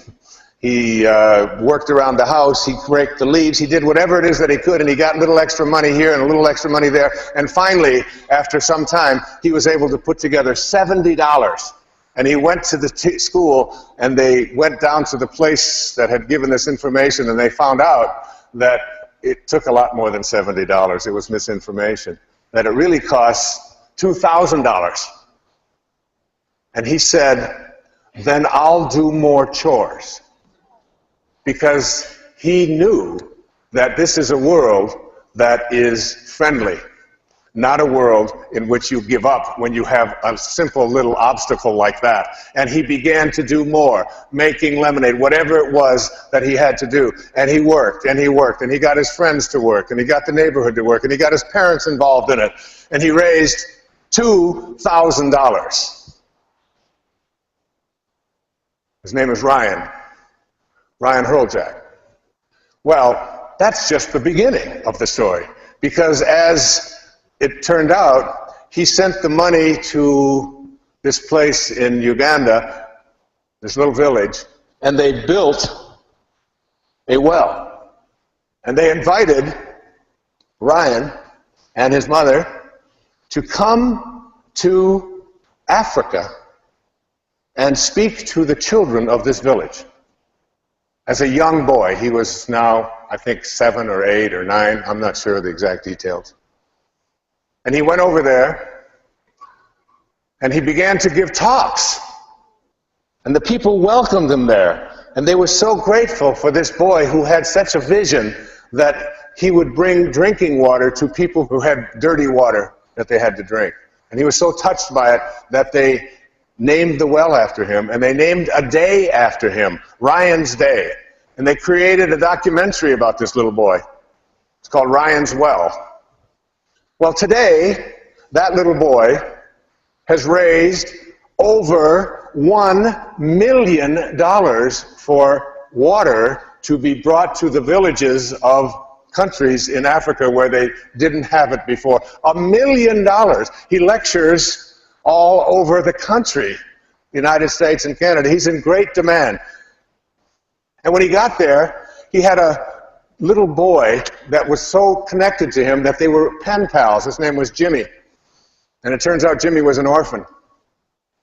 And Jimmy got himself into some difficulty after Ryan left and went back to Canada. And Jimmy was captured by rebels and was going to be either killed or trained to be a killer.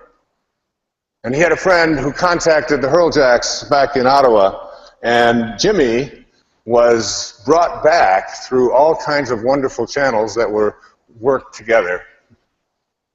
And he became his brother, and they adopted this wonderful boy as their son. And that young man, when I saw the movie Ryan's Well on the Spiritual Cinema, I said, I want him in my audience because he inspires me. And I sent it home because I was working on the book, and I told Marcy, I said, I want every one of my children to watch that and know there's nothing that can stop someone who believes that they can create something if that idea is within them. And there he is right there, my friend, Ryan Hurljack, and his mom, Susan, and Jimmy. Stand up. Let the world see you. Susan? Jimmy.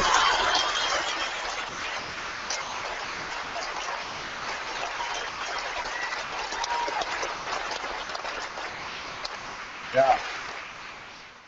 Ryan has appeared on Oprah twice. And the first time, when she called and asked if he could come, it was on a Thursday when he had something that he had to do in school, and he said no. And his mother said, you're saying no to going on Oprah? I can't do it at this time. And they changed the date so he could be on. When she talked about her most inspiring young people. You inspire me.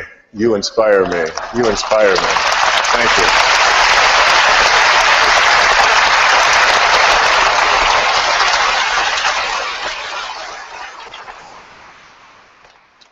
On the 6th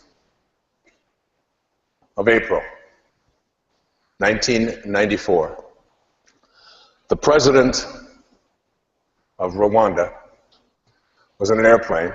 He was a Hutu, and his plane went down. On the 7th of April, a genocide began in the country of Rwanda, a country about the size of the state of Maryland, with approximately 10 million people. 9 million of them Hutus, 1 million Tutsis. A killing spree began that all of the young men of the country over the age of 14, and all of the males and all of the Hutus were issued machetes. The country shut down. An entire country shut down.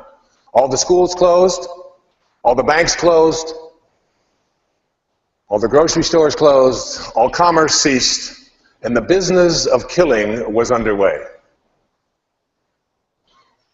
People were being killed by the thousands in the streets and in the villages of this country, throughout the country. And those of you who saw Hotel Rwanda have just seen a little tiny sliver of it. In the end, by July, after 91 days, 1 million people, 1 million people, Tutsis, were slaughtered in this racial cleansing activity that took place. And in the midst of this horror, a young woman named Immaculée Ilibagiza was a student in a college about 200 miles from her village. Her father talked with her on the phone and persuaded her to come home. She didn't really want to go because it was Easter vacation and it's a long ride, and it was through buses and so on. It takes a long time through country roads. The father said, "You must come home. It's Easter. You must come home and see your mother and your father." And she said, "I don't know. I'm not sure." But she did. She did what her father asked her to do, and she went home. And that was on the 6th or so of April. And when she got there, she's a Tutsi woman, they had to go into hiding because the killing began almost immediately, especially in this area of Rwanda where she lived. And she went into hiding in a pastor's home, in a bathroom that is approximately 3 foot by 4 foot, with 7 other women for 91 days. And she came out, she's 5'9", she came out and she weighed 65 pounds. And she survived through something that is so miraculous. She has written her story in a book called Left to Tell, How I Discovered God in the Midst of the Rwandan Genocide. It was such an astonishing experience that she would survive through the force of her total belief and connection to God. It was almost as if she had to become that from which she originated. She had to learn not only what God was like in her thoughts, and when you read her book, you'll be just overwhelmed. It's a page-turning book. But she had to almost learn how to be in a state of forgiveness to people who were hunting her. She lived in a house that was a 2-bedroom bungalow by standards in America, and it was searched by between 300 and 400 Hutus with machetes 5 inches away from where she and 7 other women were hiding, just looking for scraps of food in order to survive, being brought to her by the pastor. And in the home that she lived, the pastor didn't even tell his own children, because if he would, they would have been killed, because no Tutsis were spared. None. I'm going to read the introduction. And I met this woman. She came to a talk I gave, and I was so deeply inspired.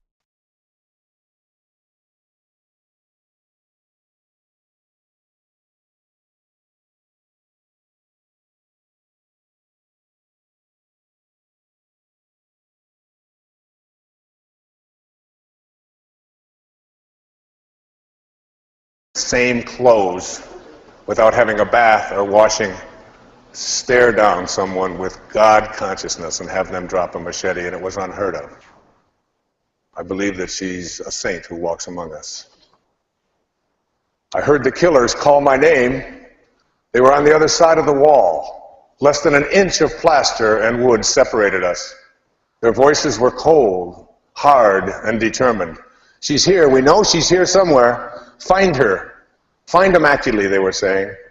There were many voices and many killers. I could see them in my mind. My former friends and neighbors who had always greeted me with love and kindness now moved through the house calling my name while carrying spears and machetes. I've killed 399 cockroaches, said one of the killers. Immaculate will make 400. It's a good number to kill.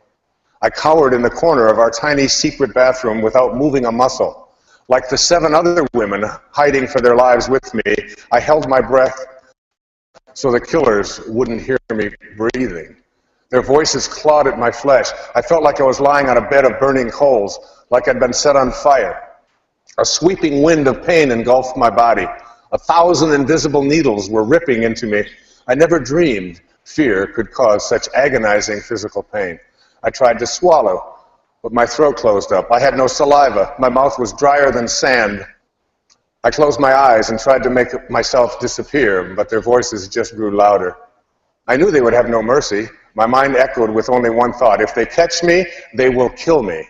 If they catch me, they will kill me. They were just outside the door. At any second, they would find me. I wondered what it was going to feel like when the machete slashed through my skin and cut deep into my bones. I thought of my brother, like when the machete slashed through my skin and cut deep into my bones.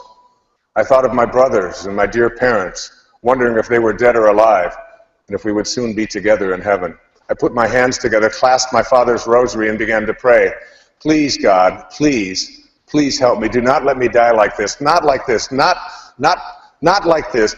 Don't let these killers find me. You tell us in the Bible that if we ask, we will receive. Well, God, I'm asking.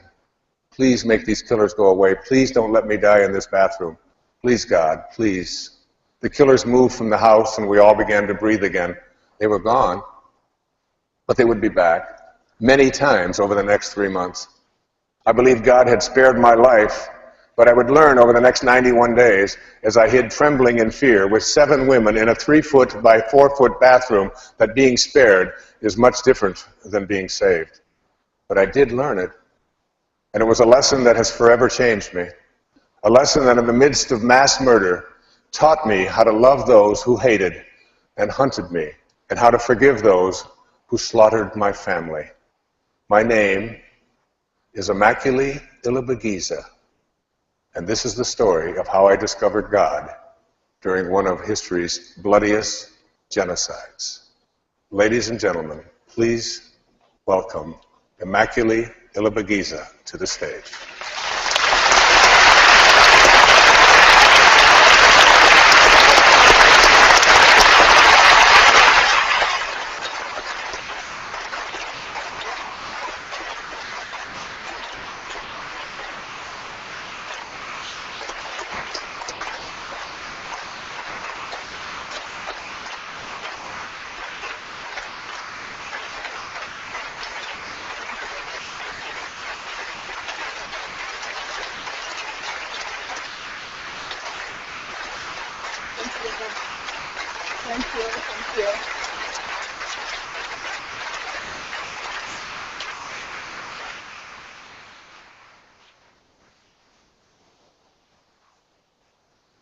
Thank you. Thank you for your kind welcome. I'm very proud and very happy to be here on this PBS program taping. And of course, I'm very happy to be with Dr. Wayne again. Thank you.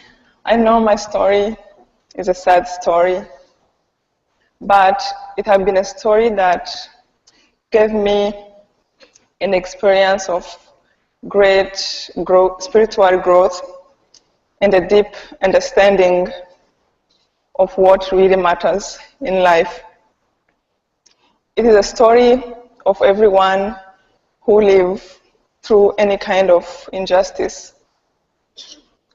I believe that also it has given me a chance to love better and to be able to put myself in other people's skin, especially when they are hurt. I always tell Wayne that if maybe he was in my country before the genocide, teaching what he teaches today, maybe the genocide would not have taken place. And I hope everyone knows, and America knows, what a gift they have to have him.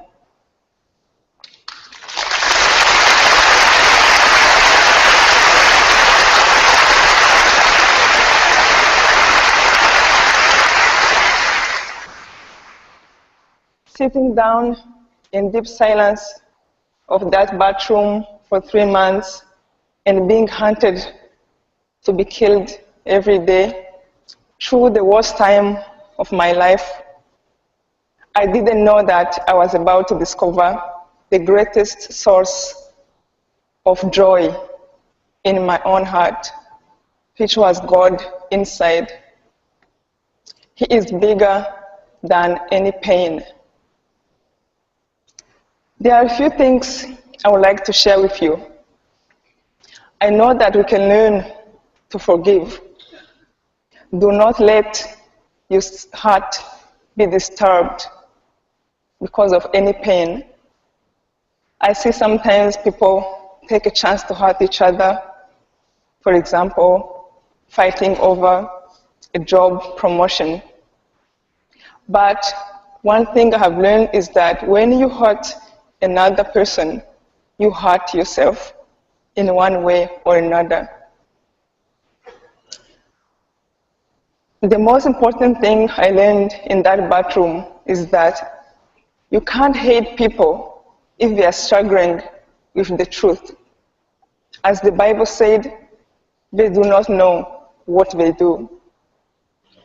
After I got out of the bathroom, I learned that my mom, my dad, my 2 brothers, my schoolmates, my relatives, my neighbors, everyone was dead. Every material belongings I cherished, it was destroyed. I learned that to every pain, there is a great purpose. I have learned a lot during those 3 months, and I knew that those lessons can help me to face the pain that I was going to go through. And I chose only to look at that. And as Anne Frank said in her diary, I still believe deep down in my heart that people are good at heart. And do not let yourself give up mankind. I know peace is possible. Thank you.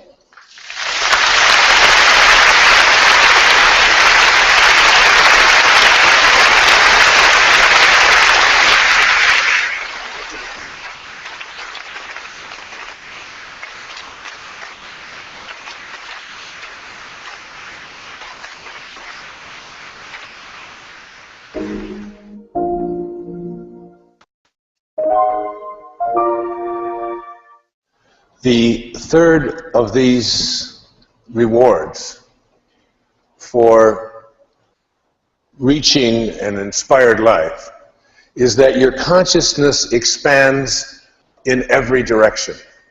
What does this mean? Your consciousness expands in every direction. It means there's no up and there's no down. It means there's no right and there's no wrong. It means that there's no north and there's no south. It means that there's no beginning and no end. You begin to move into a consciousness place within yourself that you'll find yourself, when you move into spirit, you're going to find yourself doing things that you don't understand why you're doing them.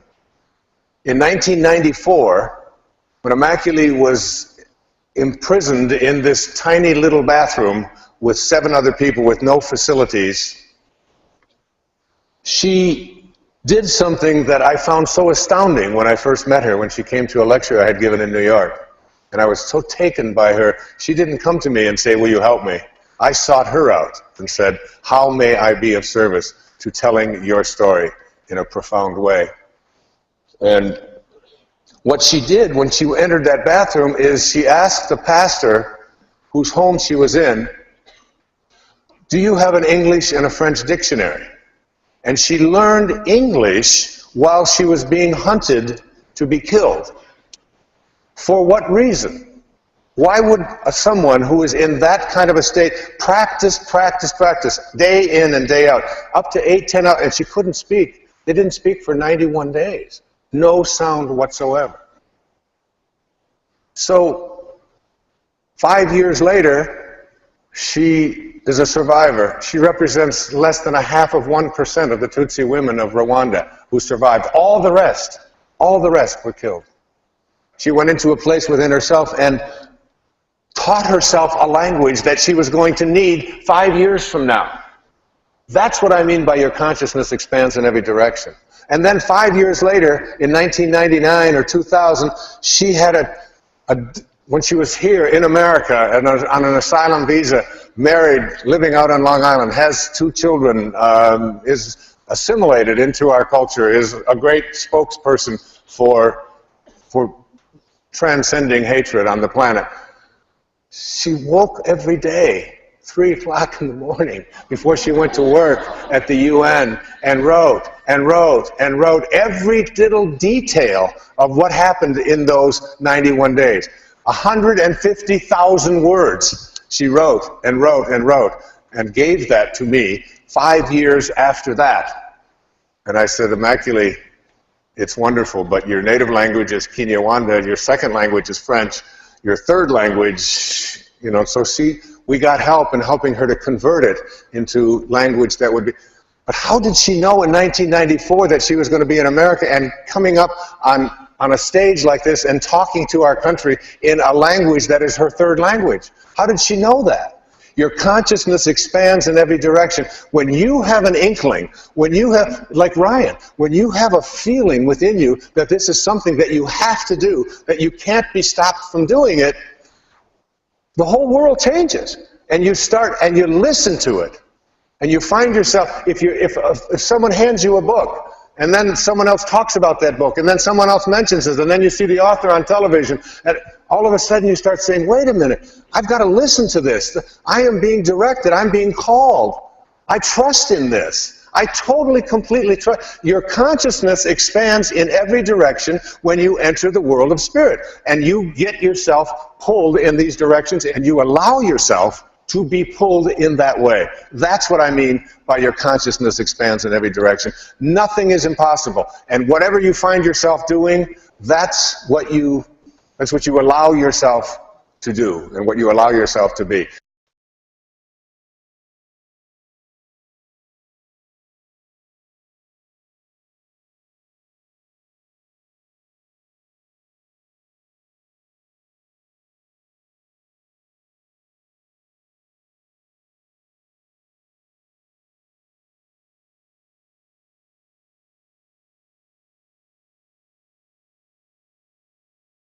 You understand the Tao. The Tao is like it's the silence between the notes that makes the music. It's the space between the bars that holds the tiger. You're a sculptor and you sculpt yourself a vase. And what do you think makes the vase? What makes the vase is not the tile, and it's not the substance of the material. It's the inner space within there that is surrounding it. Without that inner space within, there can be no vase. And without that inner space within you, there's no you. You're not skin and bone and all that. You are, that encapsulates an inner silence, an inner place that is totally and completely yours, uniquely yours. Your consciousness expands in every direction. When you do, you start practicing things like kindness, where judgment was before. I've often said that when you have a choice to be right or to be kind, just pick kind. Why? Because it's more closely aligned with your spirit. You begin to exude something called love. You feel it for everyone. Believe it or not, at the end of Immaculée's book, she goes to the prison where the people who were her killers, one was her mathematics teacher. And what happens is that you begin to embrace a kind of love even for the people who would do such harm to you. And I'm telling you, that's what saved her. You'll see that when you read it. That's what saved her. The ability to go to that place within, that place of forgiveness. As Mark Twain said, forgiveness is the fragrance that the violet sheds on the heel that has crushed it. Powerful thinking. You become an instrument of truth. You become powerful thinking. You become an instrument of truth. You become someone who listens. You become someone who is God realized. Okay? Your consciousness expands in every direction. I want to tell you something that I think will be very, very helpful to you.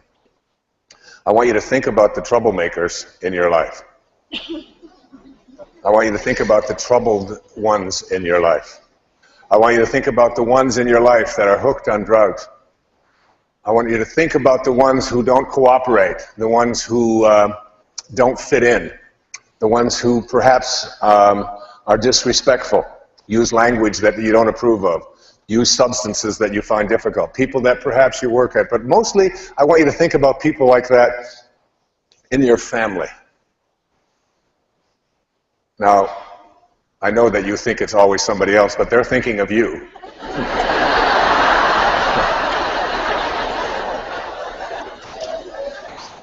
And I want to tell you about how consciousness expands in every direction when you take these people who are your greatest teachers, the people who have come into your life to teach you how to love them through what it is that they're struggling with, what it is that they are going through. And it's just, there's a need there, a need to be loved, that it's very difficult to love certain people under certain circumstances in certain ways, particularly when they behave in ways that are so troublesome to you. And I want to take you back in my own family, and I've been given permission to do this. One of my children who got herself into that kind of a state as a teenager and struggled with her own self and her own addictions and her own fears. And the process over a longer period of time, I called together a family meeting. And I put everybody in the family together, and I had everybody in the family tell her how her behavior was affecting everyone else.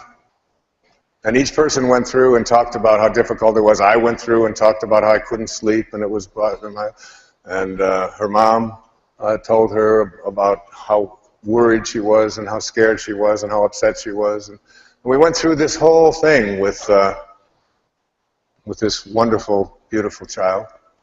And that night she went out and behaved in the same ways that she'd been behaving all along.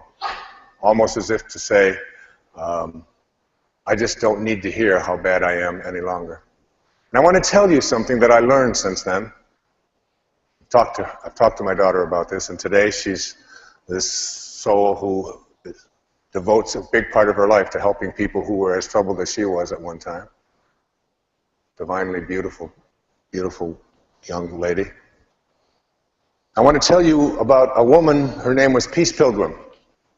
Peace Pilgrim was a woman, an elderly woman who walked around the country, and all she did, dressed in white, was go into different communities and she would just talk about peace. That's all she did. She talked peace wherever she went.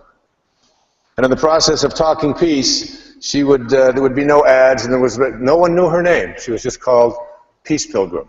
I believe there's a website about Peace Pilgrim today. And I was in touch with Peace Pilgrim.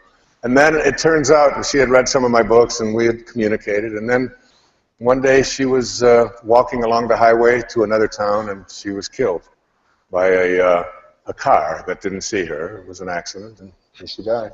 But she left a journal behind.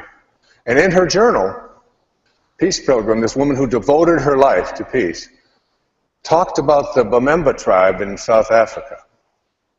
And I want to share this with you because this could be one way of returning spirit to the place in your home where there's emptiness, where there's hurt, where there's pain, where there's fear, where there's anger, where there's worry. In the Bamemba tribe, Peace Pilgrim says, when a person acts irresponsibly or unjustly, he or she is placed in the center of the village, alone and unfettered. All the work ceases. The entire village gathers around the accused individual. Then each person of every age begins to talk out loud to the accused. One at a time, each person tells all of the good things the one in the center ever did in his or her lifetime. Every incident, every experience that can be recalled with any detail and accuracy is recounted. All positive attributes, good deeds, strengths, and acts of kindness are recited carefully and at length. No one is permitted to fabricate, to exaggerate, or to be facetious about the accomplishments or the positive aspects of the accused person. The tribal ceremony often lasts several days, not ceasing until everyone is drained of every positive comment that can be mustered. At the end, the tribal circle is broken, a joyous celebration takes place, and the person is symbolically welcomed back into the tribe. Necessity for such ceremonies is rare. Now, I'd like to think about that in terms of what I learned since the family meeting that I called a decade or so ago. If I were to do it over, I would place this beautiful child in the center of that circle, and I would have everyone talk about the wonderful things about her, about however, wherever we go, she just always thinks about the downtrodden. Dad, can we just take some donuts out to these workers, these migrant workers? They never get to have just some. Can't we just go over there? Come on, Dad, let's just take them some donuts. Can't we just do something nice for this person? I would tell them about the time that she went over on Mother's Day and bought a little trinket for her mom and wrote a little poem next to it. I would talk about how she made us laugh all the time when she was a baby, and with that little tongue of hers and the little words that she made up and that funny little way that she walked and her own sense of independence. And we would go on and on and on with this. And if we can teach those who are troubled, those who cause us pain, those who use language that we don't approve of, those who dress in ways, those who do things to their bodies that we don't think they should do, if we can just immerse them in a culture of acceptance and love, even if they're behaving in ways that seem so anathema to you, if you can just find a way to continue to do that, eventually that spirit has to raise, and your consciousness expands in every direction.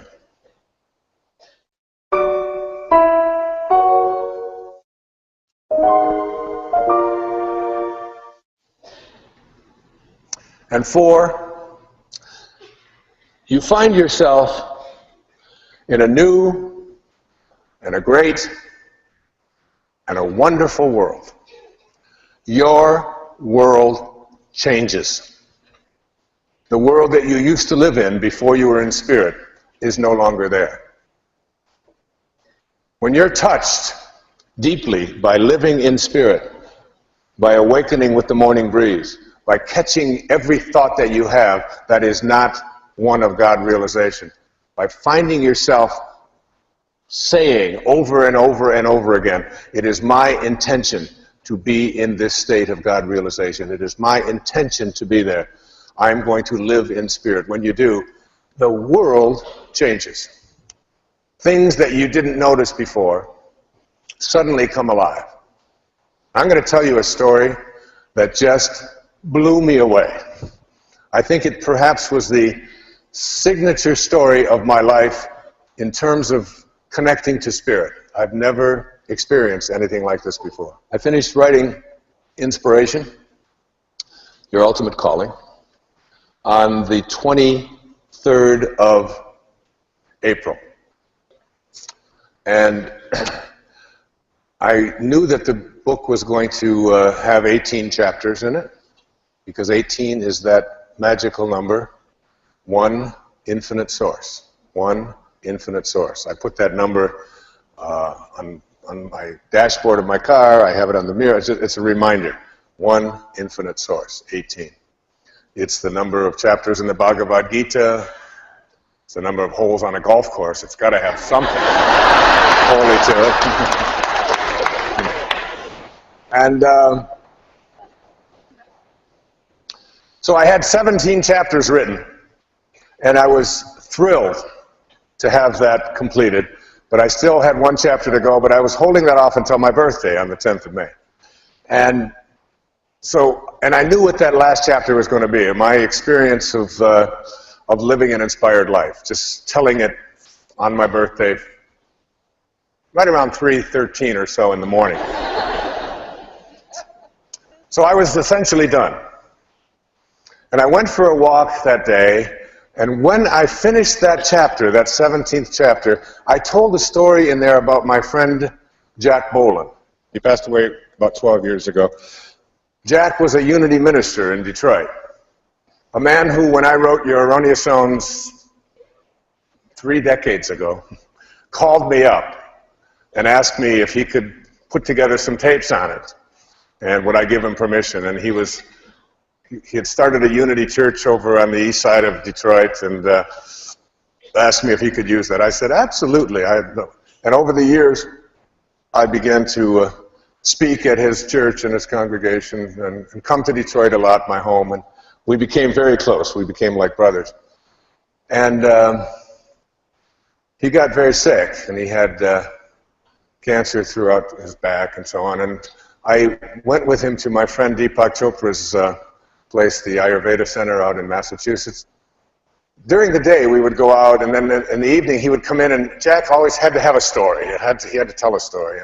And he started talking to me about these wonderful little creatures called monarch butterflies, and how much he loved them. And the reason that he loved them, he said, Wayne, these are the most amazing little things in the world. I mean, they've got a brain the size of a pinprick, just no brain, essentially, and they're made out of tissue paper, like toilet paper. They're just flimsy little things, and they come out, and they come out of a chrysalis on a branch in a tree in Brazil.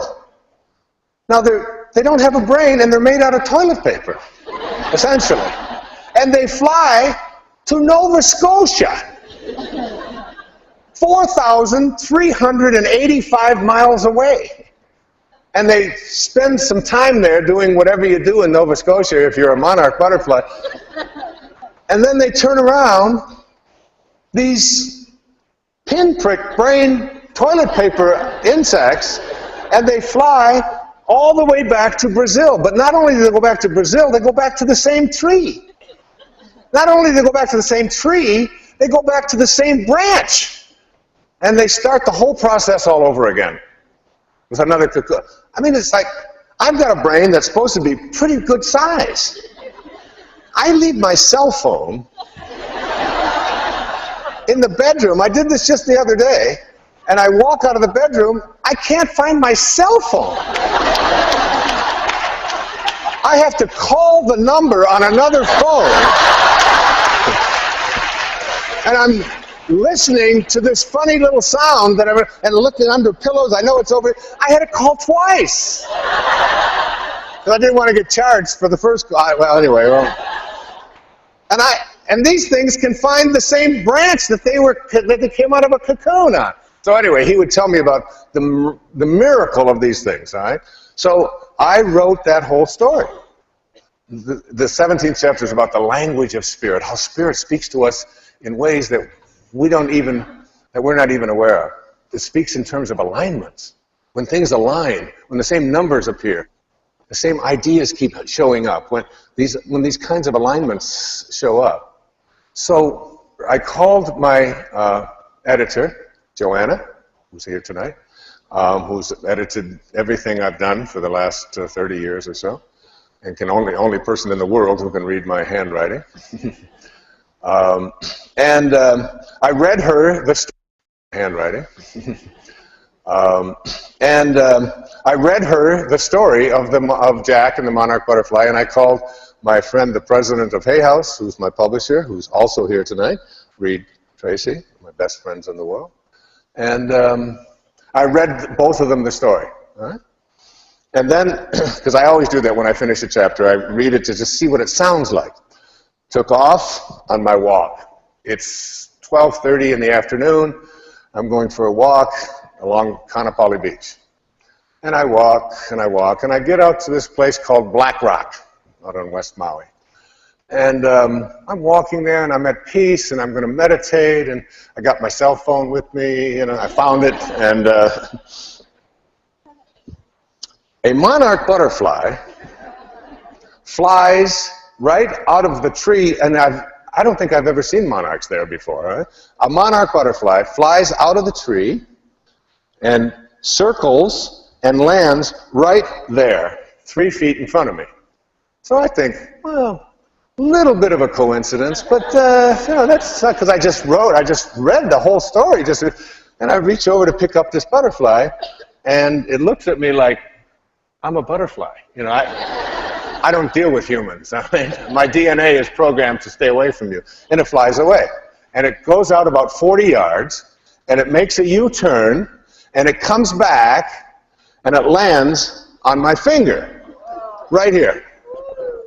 And I look at it, and I have never had this happen before in my life. I've had butterflies brush up against me once, but I've never had one just seek me out. So it lands here, and I immediately reached for my cell phone, and I called Joanna, you remember? And I said, Joanna, there's a monarch butterfly on my finger. You know what I just read to you this morning? She said, as she always does, she's so sweet and peaceful, meditate. I said, meditate? This is a monarch butterfly. I just wrote about him and Jack and all. She said, just go meditate on him. So I call another number. And I call Reed, the president of Hay House, my buddy. All right? And I said, Reed, I read to you this morning about a monarch butterfly. I've now got one on my finger. It flew to me. He said, get a picture. I said, what are you talking about? Get a picture. I'm got my bathing suit on and a cell phone. I don't have a camera. He said, we've been thinking about what's going to be on the cover of the book. He said, this is perfect. Right away thinking about, you know, this is inspiration. This is like it's come to you for that reason. Get a picture. Get a picture. So I took Joanna's advice, and I meditated. Now it's 1 o'clock in the afternoon when this happened, and I meditate for 30 minutes, and I called Joanna back, and I said, it's still with me. And I called Reed back. He said, get a picture. So now this butterfly is doing, during the meditation, I don't know how to say this without sounding strange, but it's okay because every word of this is true. I swear to you, this butterfly was trying to talk to me. I don't know how close you've ever looked at a monarch butterfly, but it had tiny little, almost like teeth, but they're not really teeth. I know they don't have teeth. And I bring the butterfly up real close to my eye, and it's doing this.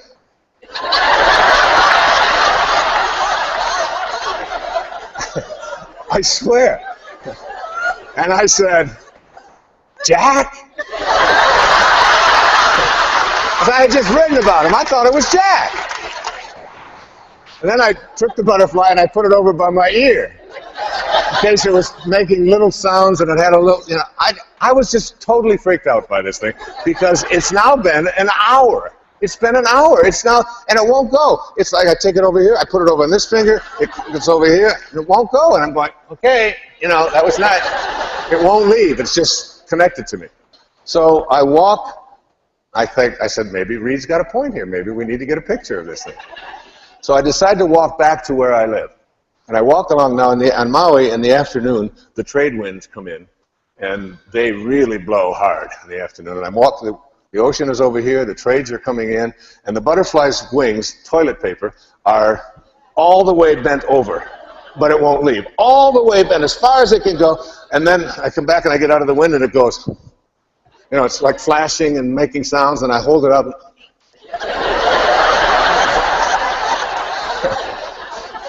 So I'm walking along the beach, the beach there, and there's a little girl she's about 4, 5, 6 years old, who's totally traumatized because she got the wrong color Slurpee.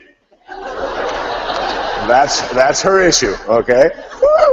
Giving her mother more grief, you know. I want to tell her about Immaculate in the bathroom. I want to tell her, you know, she, I didn't want purple, I wanted yellow, and you gave me purple slurpers. I hate purple slurpers. Going on and on. It's real, you know. So I tap her on the shoulder, tears are rolling, and I said, you want to see my pet butterfly? I did. She said, what's his name? What's his name? What's his name? I said, Jack. This is Jack. I did. And she went from, I don't know how to say this. She went from pissed to blissed, okay? I don't know if they can use that. She went from, you know, being so upset to just this total state of bliss in just 1 second. The tears dried up. She smiled. She wanted to know if she could take it home. I said, no. What are you talking about? This is my butterfly, huh?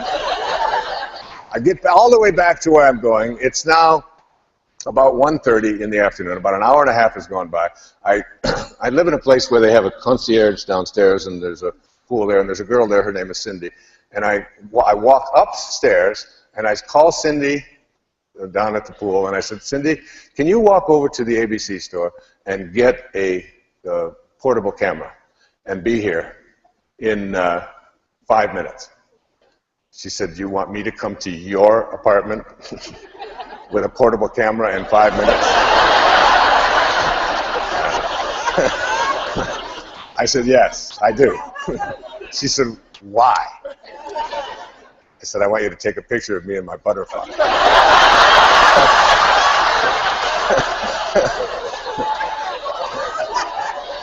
She said, what are you smoking? I said, no, it's true. I found a butterfly, and she does yoga, and she's like one of these people. And she said, okay. I also said, there's $100 in it for you if you can get here in 5 minutes. She went up there, came back. She had got one of these little cameras. I went out, sat on the lanai with the manuscript.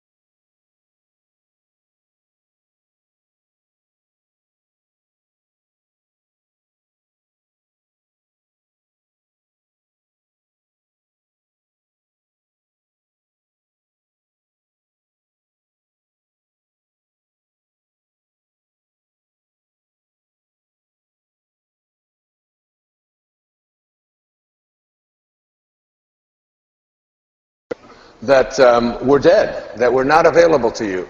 These things that my teacher, Carl Jung, who I mentioned earlier, called synchronicities or serendipities, that you're having a thought, and because of the thought that you are having, it manifests right there for you. You start noticing it, and you don't doubt it. You become a being of sharing. You become someone who acts as God acts, which is someone who is constantly giving, who is forgiving. I received a letter in the mail that illustrates this phenomenon of dormant forces coming alive.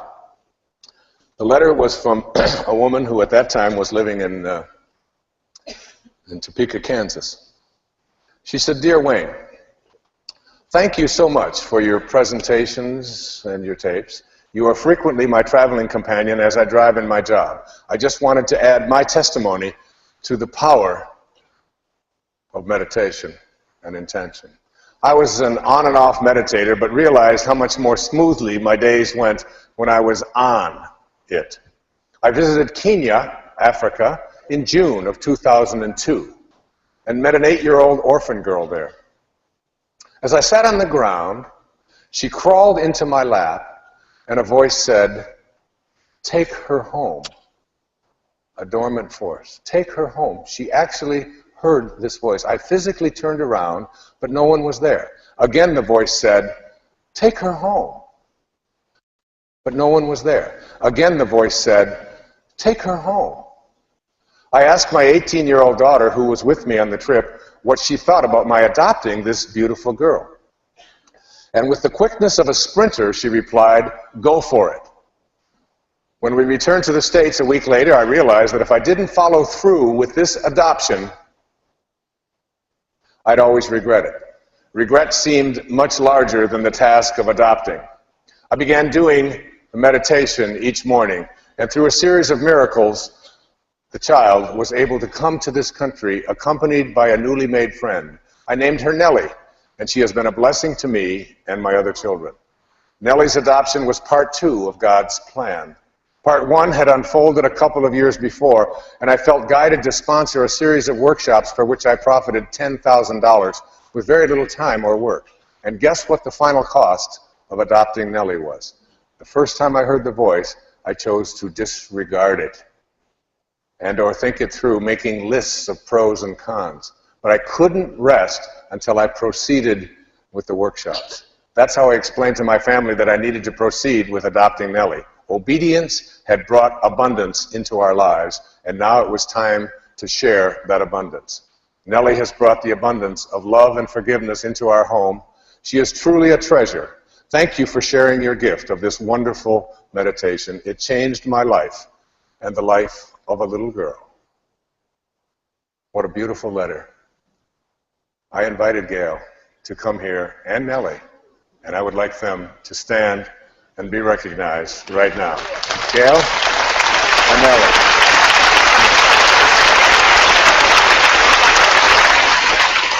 Come on up.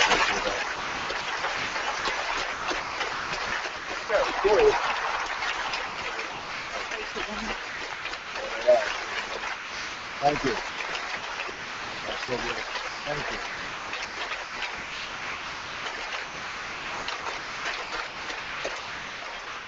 Inspiration. Gail and Nellie, you inspire me.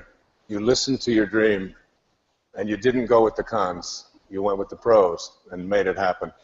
And we are honored to have both of you here. You're the beautiful people that this world needs more of.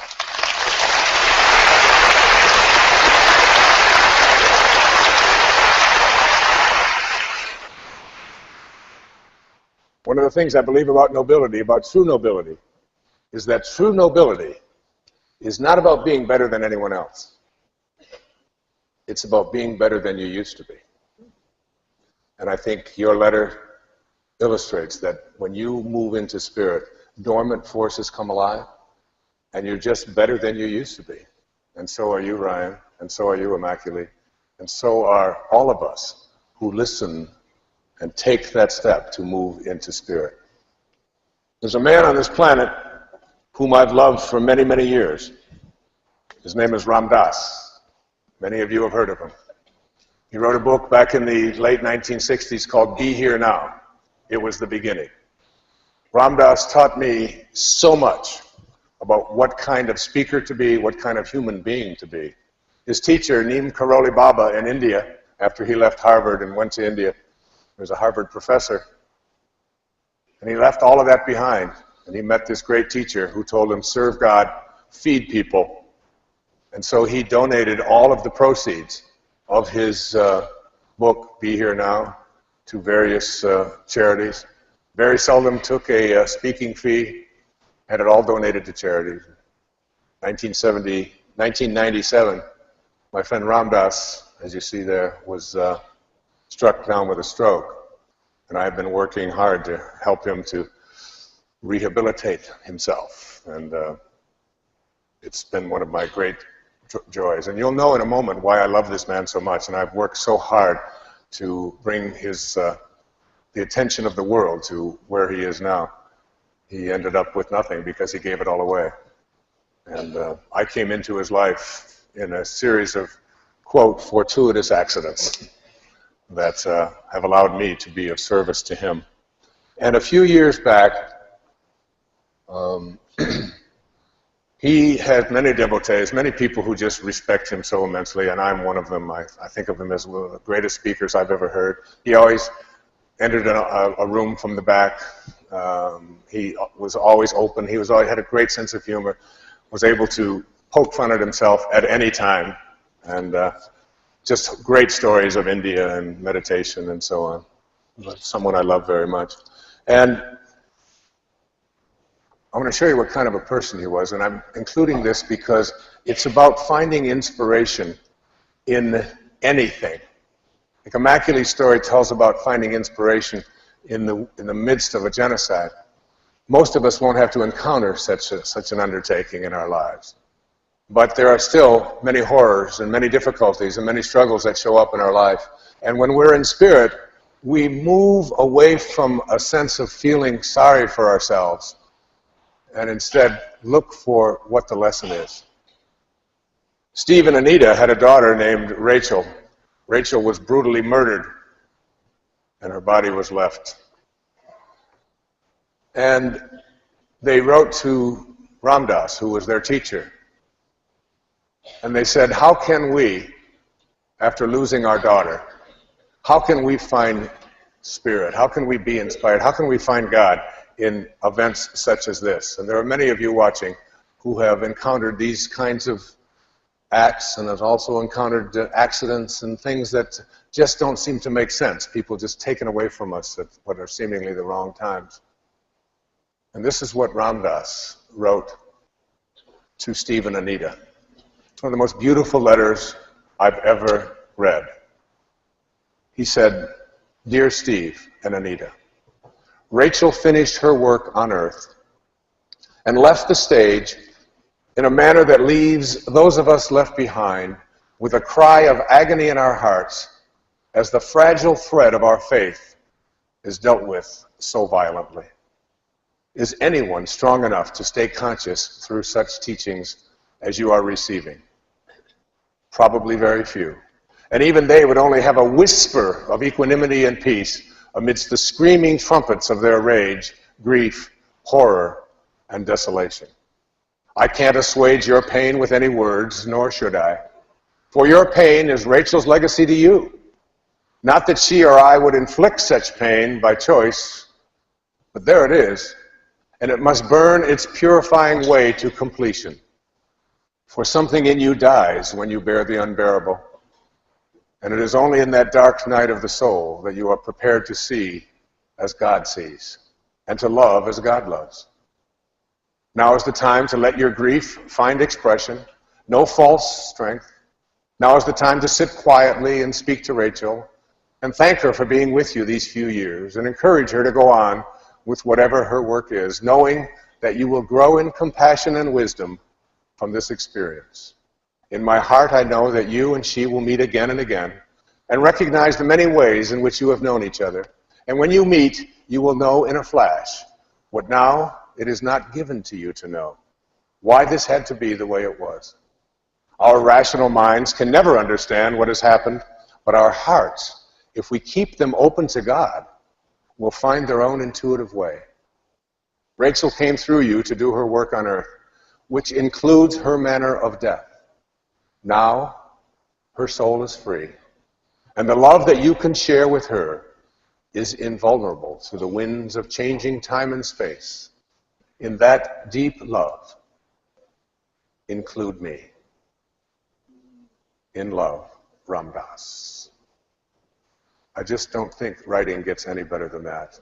And for those of you who can't figure it out, perhaps just listening to those words and being able to find inspiration, even in the most horrifying of times. When you're in spirit, you have a different kind of a knowing, one that doesn't require you to continue to suffer.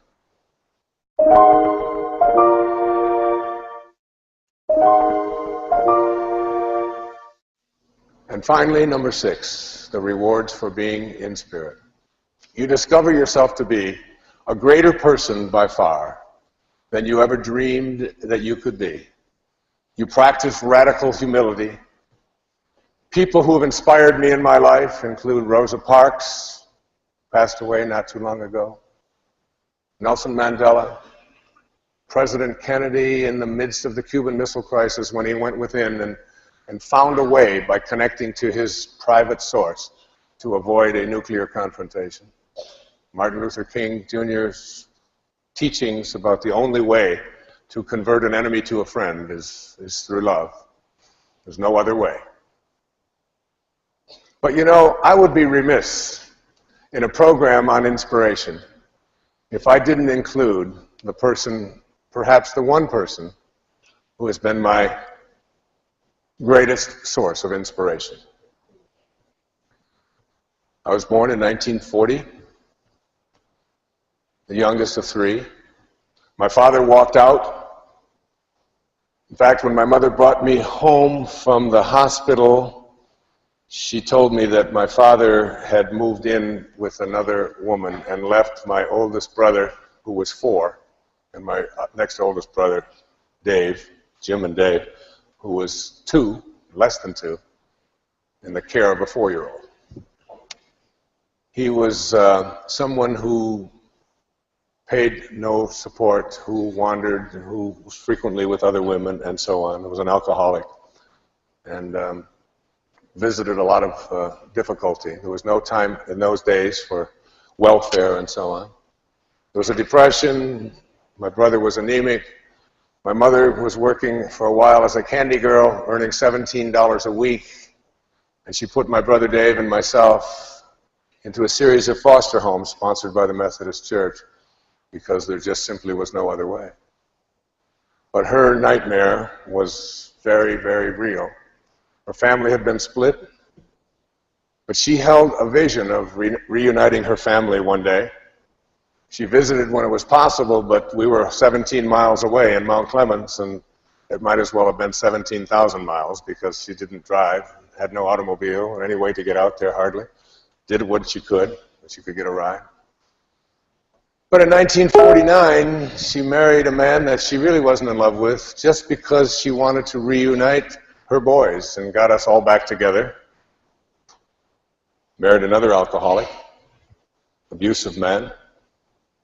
When he wasn't drinking, he was fine, but he never wasn't drinking.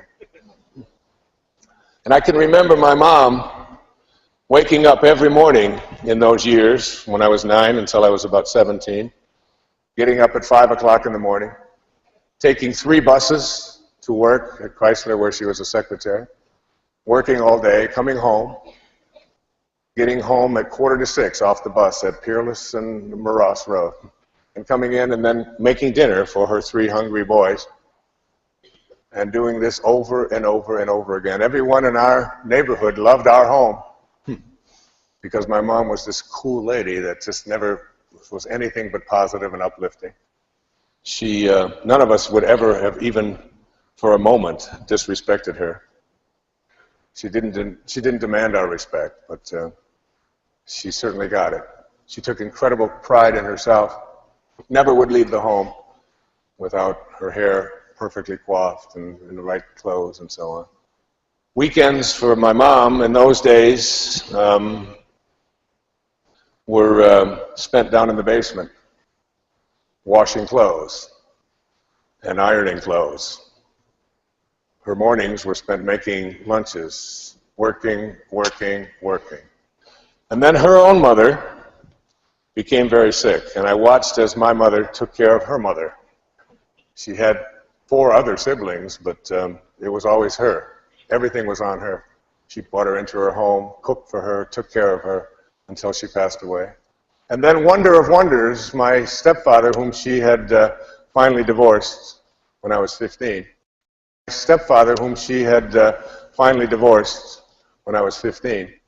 his alcohol use and tobacco use was finally taking its final toll.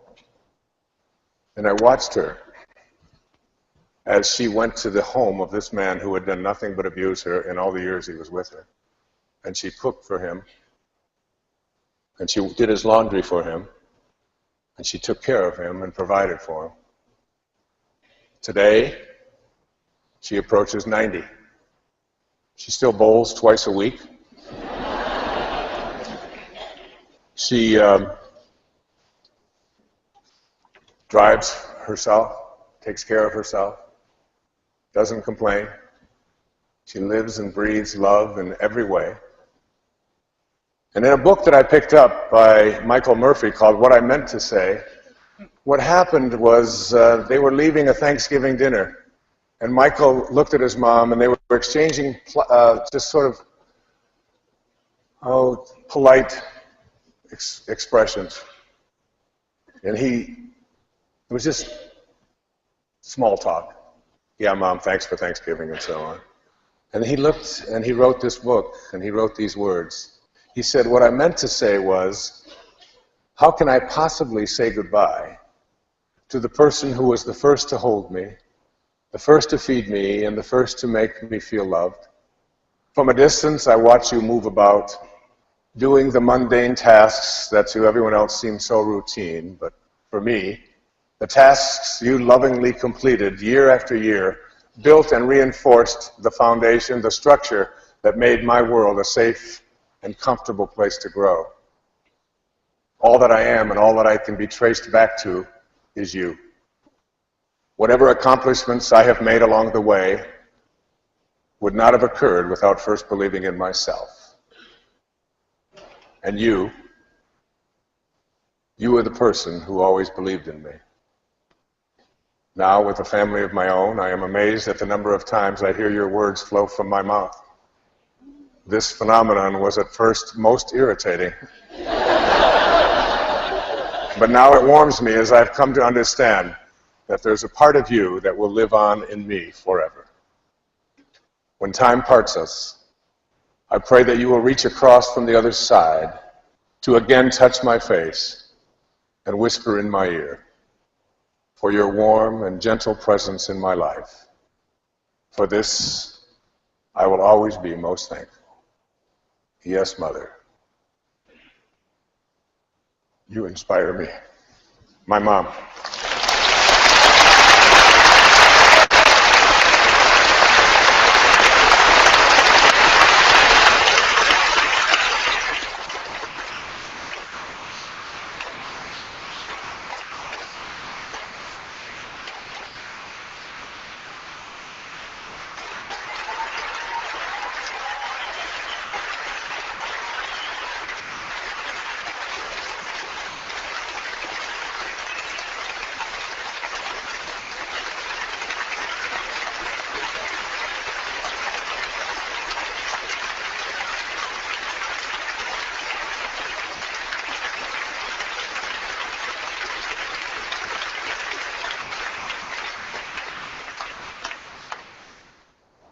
Inspiration can come from anywhere, and you can be a source of it. And you can find it in a book. You can find it in a painting. You can find it in a conversation. You can find it in a movie. I can't tell you how many of those kinds of things have been sources of inspiration to me. There was a great composer, his name is Don McLean, and he wrote some great music. Bye, bye, Miss American Pie. Drove my Chevy to the levee, but the levee was dry. You know that. And he also wrote another song that he wrote after he read the story of a man who was a great artist. His name was Vincent van Gogh. And on the 30th of March in 1852, Anne Cornelia van Gogh gave birth to a brand new little boy named Vincent Wilhelm van Gogh. And he was stillborn. And she buried him the next day. 1 year to the day later, on March the 30th, 1853, Anne Cornelia van Gogh gave birth to a second little boy named Vincent Wilhelm van Gogh, who became one of the great artists, never sold a painting in his lifetime, but today his paintings sell in the millions and millions of dollars. He was a troubled young man. He believed that he was a replacement child, some say. Some say that he was the same child who came back the second time. But he went through a troubled life. He struggled for his sanity. He struggled for it.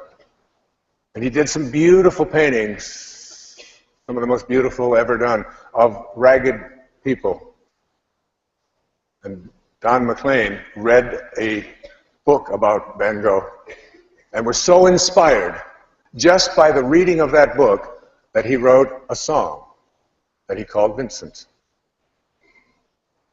On the 27th of July, in 1890, at the age of 37, after having painted some of his most beautiful paintings, one of which was called Starry Night, Vincent van Gogh walked out to his artistic writing place with his brushes in one hand and a revolver in the other. And he placed it to his heart, and he shot himself in the heart. It took him 2 days to die. And when Don McLean read about that, he wrote a song, the lyrics to which have always touched me so deeply. Starry, starry night. Starry, starry night. Paint your palette blue and gray. Look out on a summer's day with eyes that know the darkness in my soul. Shadows on the hills. Sketch the trees and the daffodils. Catch the breeze and the winter chills in colors on the snowy linen land. Now I understand what you tried to say to me, how you suffered for your sanity, and how you tried to set them free. They would not listen, they did not know how. Perhaps they'll listen now. Starry, starry night. Flaming flowers that brightly blaze. Swirling clouds in violet haze. Reflect in Vincent's eyes of china blue. Colors changing hue. Morning fields of amber gray. Weathered faces lined in pain are soothed beneath the artist's loving hand. Now I understand what you tried to say to me, how you suffered for your sanity, how you tried to set them free. They would not listen, they did not know how. Perhaps they'll listen now, for they could not love you, but still your love was true. And when no hope was left inside on that starry, starry night, you took your life as lovers often do. But I could have told you, Vincent, this world was never meant for one as beautiful as you.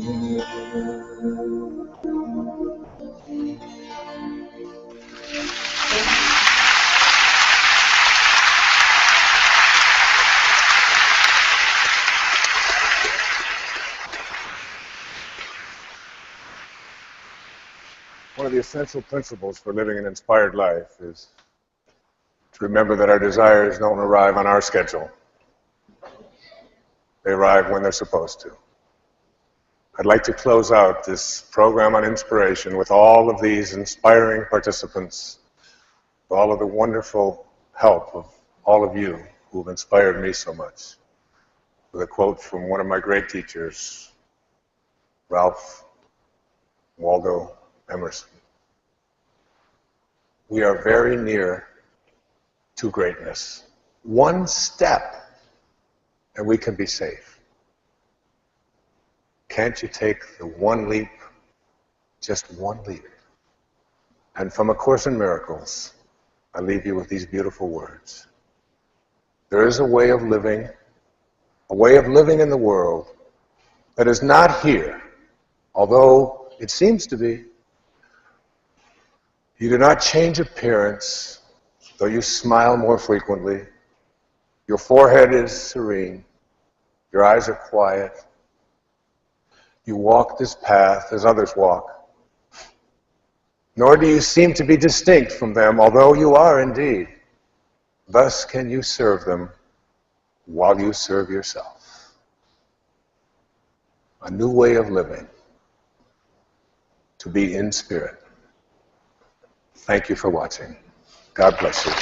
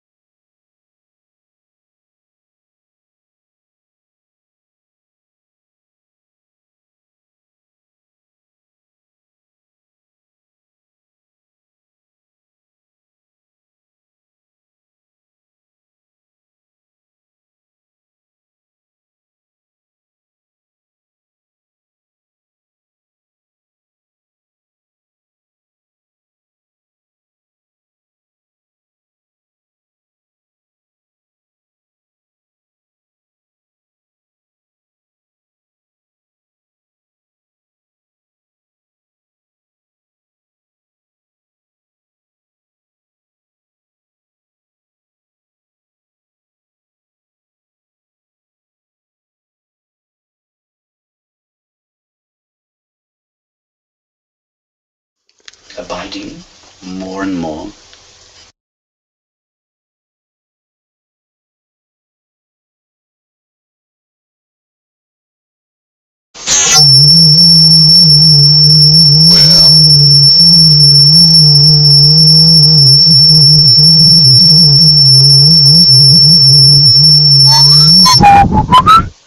Well, isn't that cool? I go away from the computer, I get on the phone, talk to somebody, and all of a sudden I come back and I discover that there's no sounds. Isn't that groovy? Well, I guess I must have lost my audience. I haven't checked yet. And apparently we have. We have lost everybody. Well, except Enlightened_Soul, who seems to be in the studio. Well, folks, that's not good. We seem to be still broadcasting here, but with a lot of dead air. So we're going to end the broadcast. Thanks for tuning in. If there's anybody out there, take care. Oh, and remember, I do hope you find what you're looking for. Yeah, happy looking.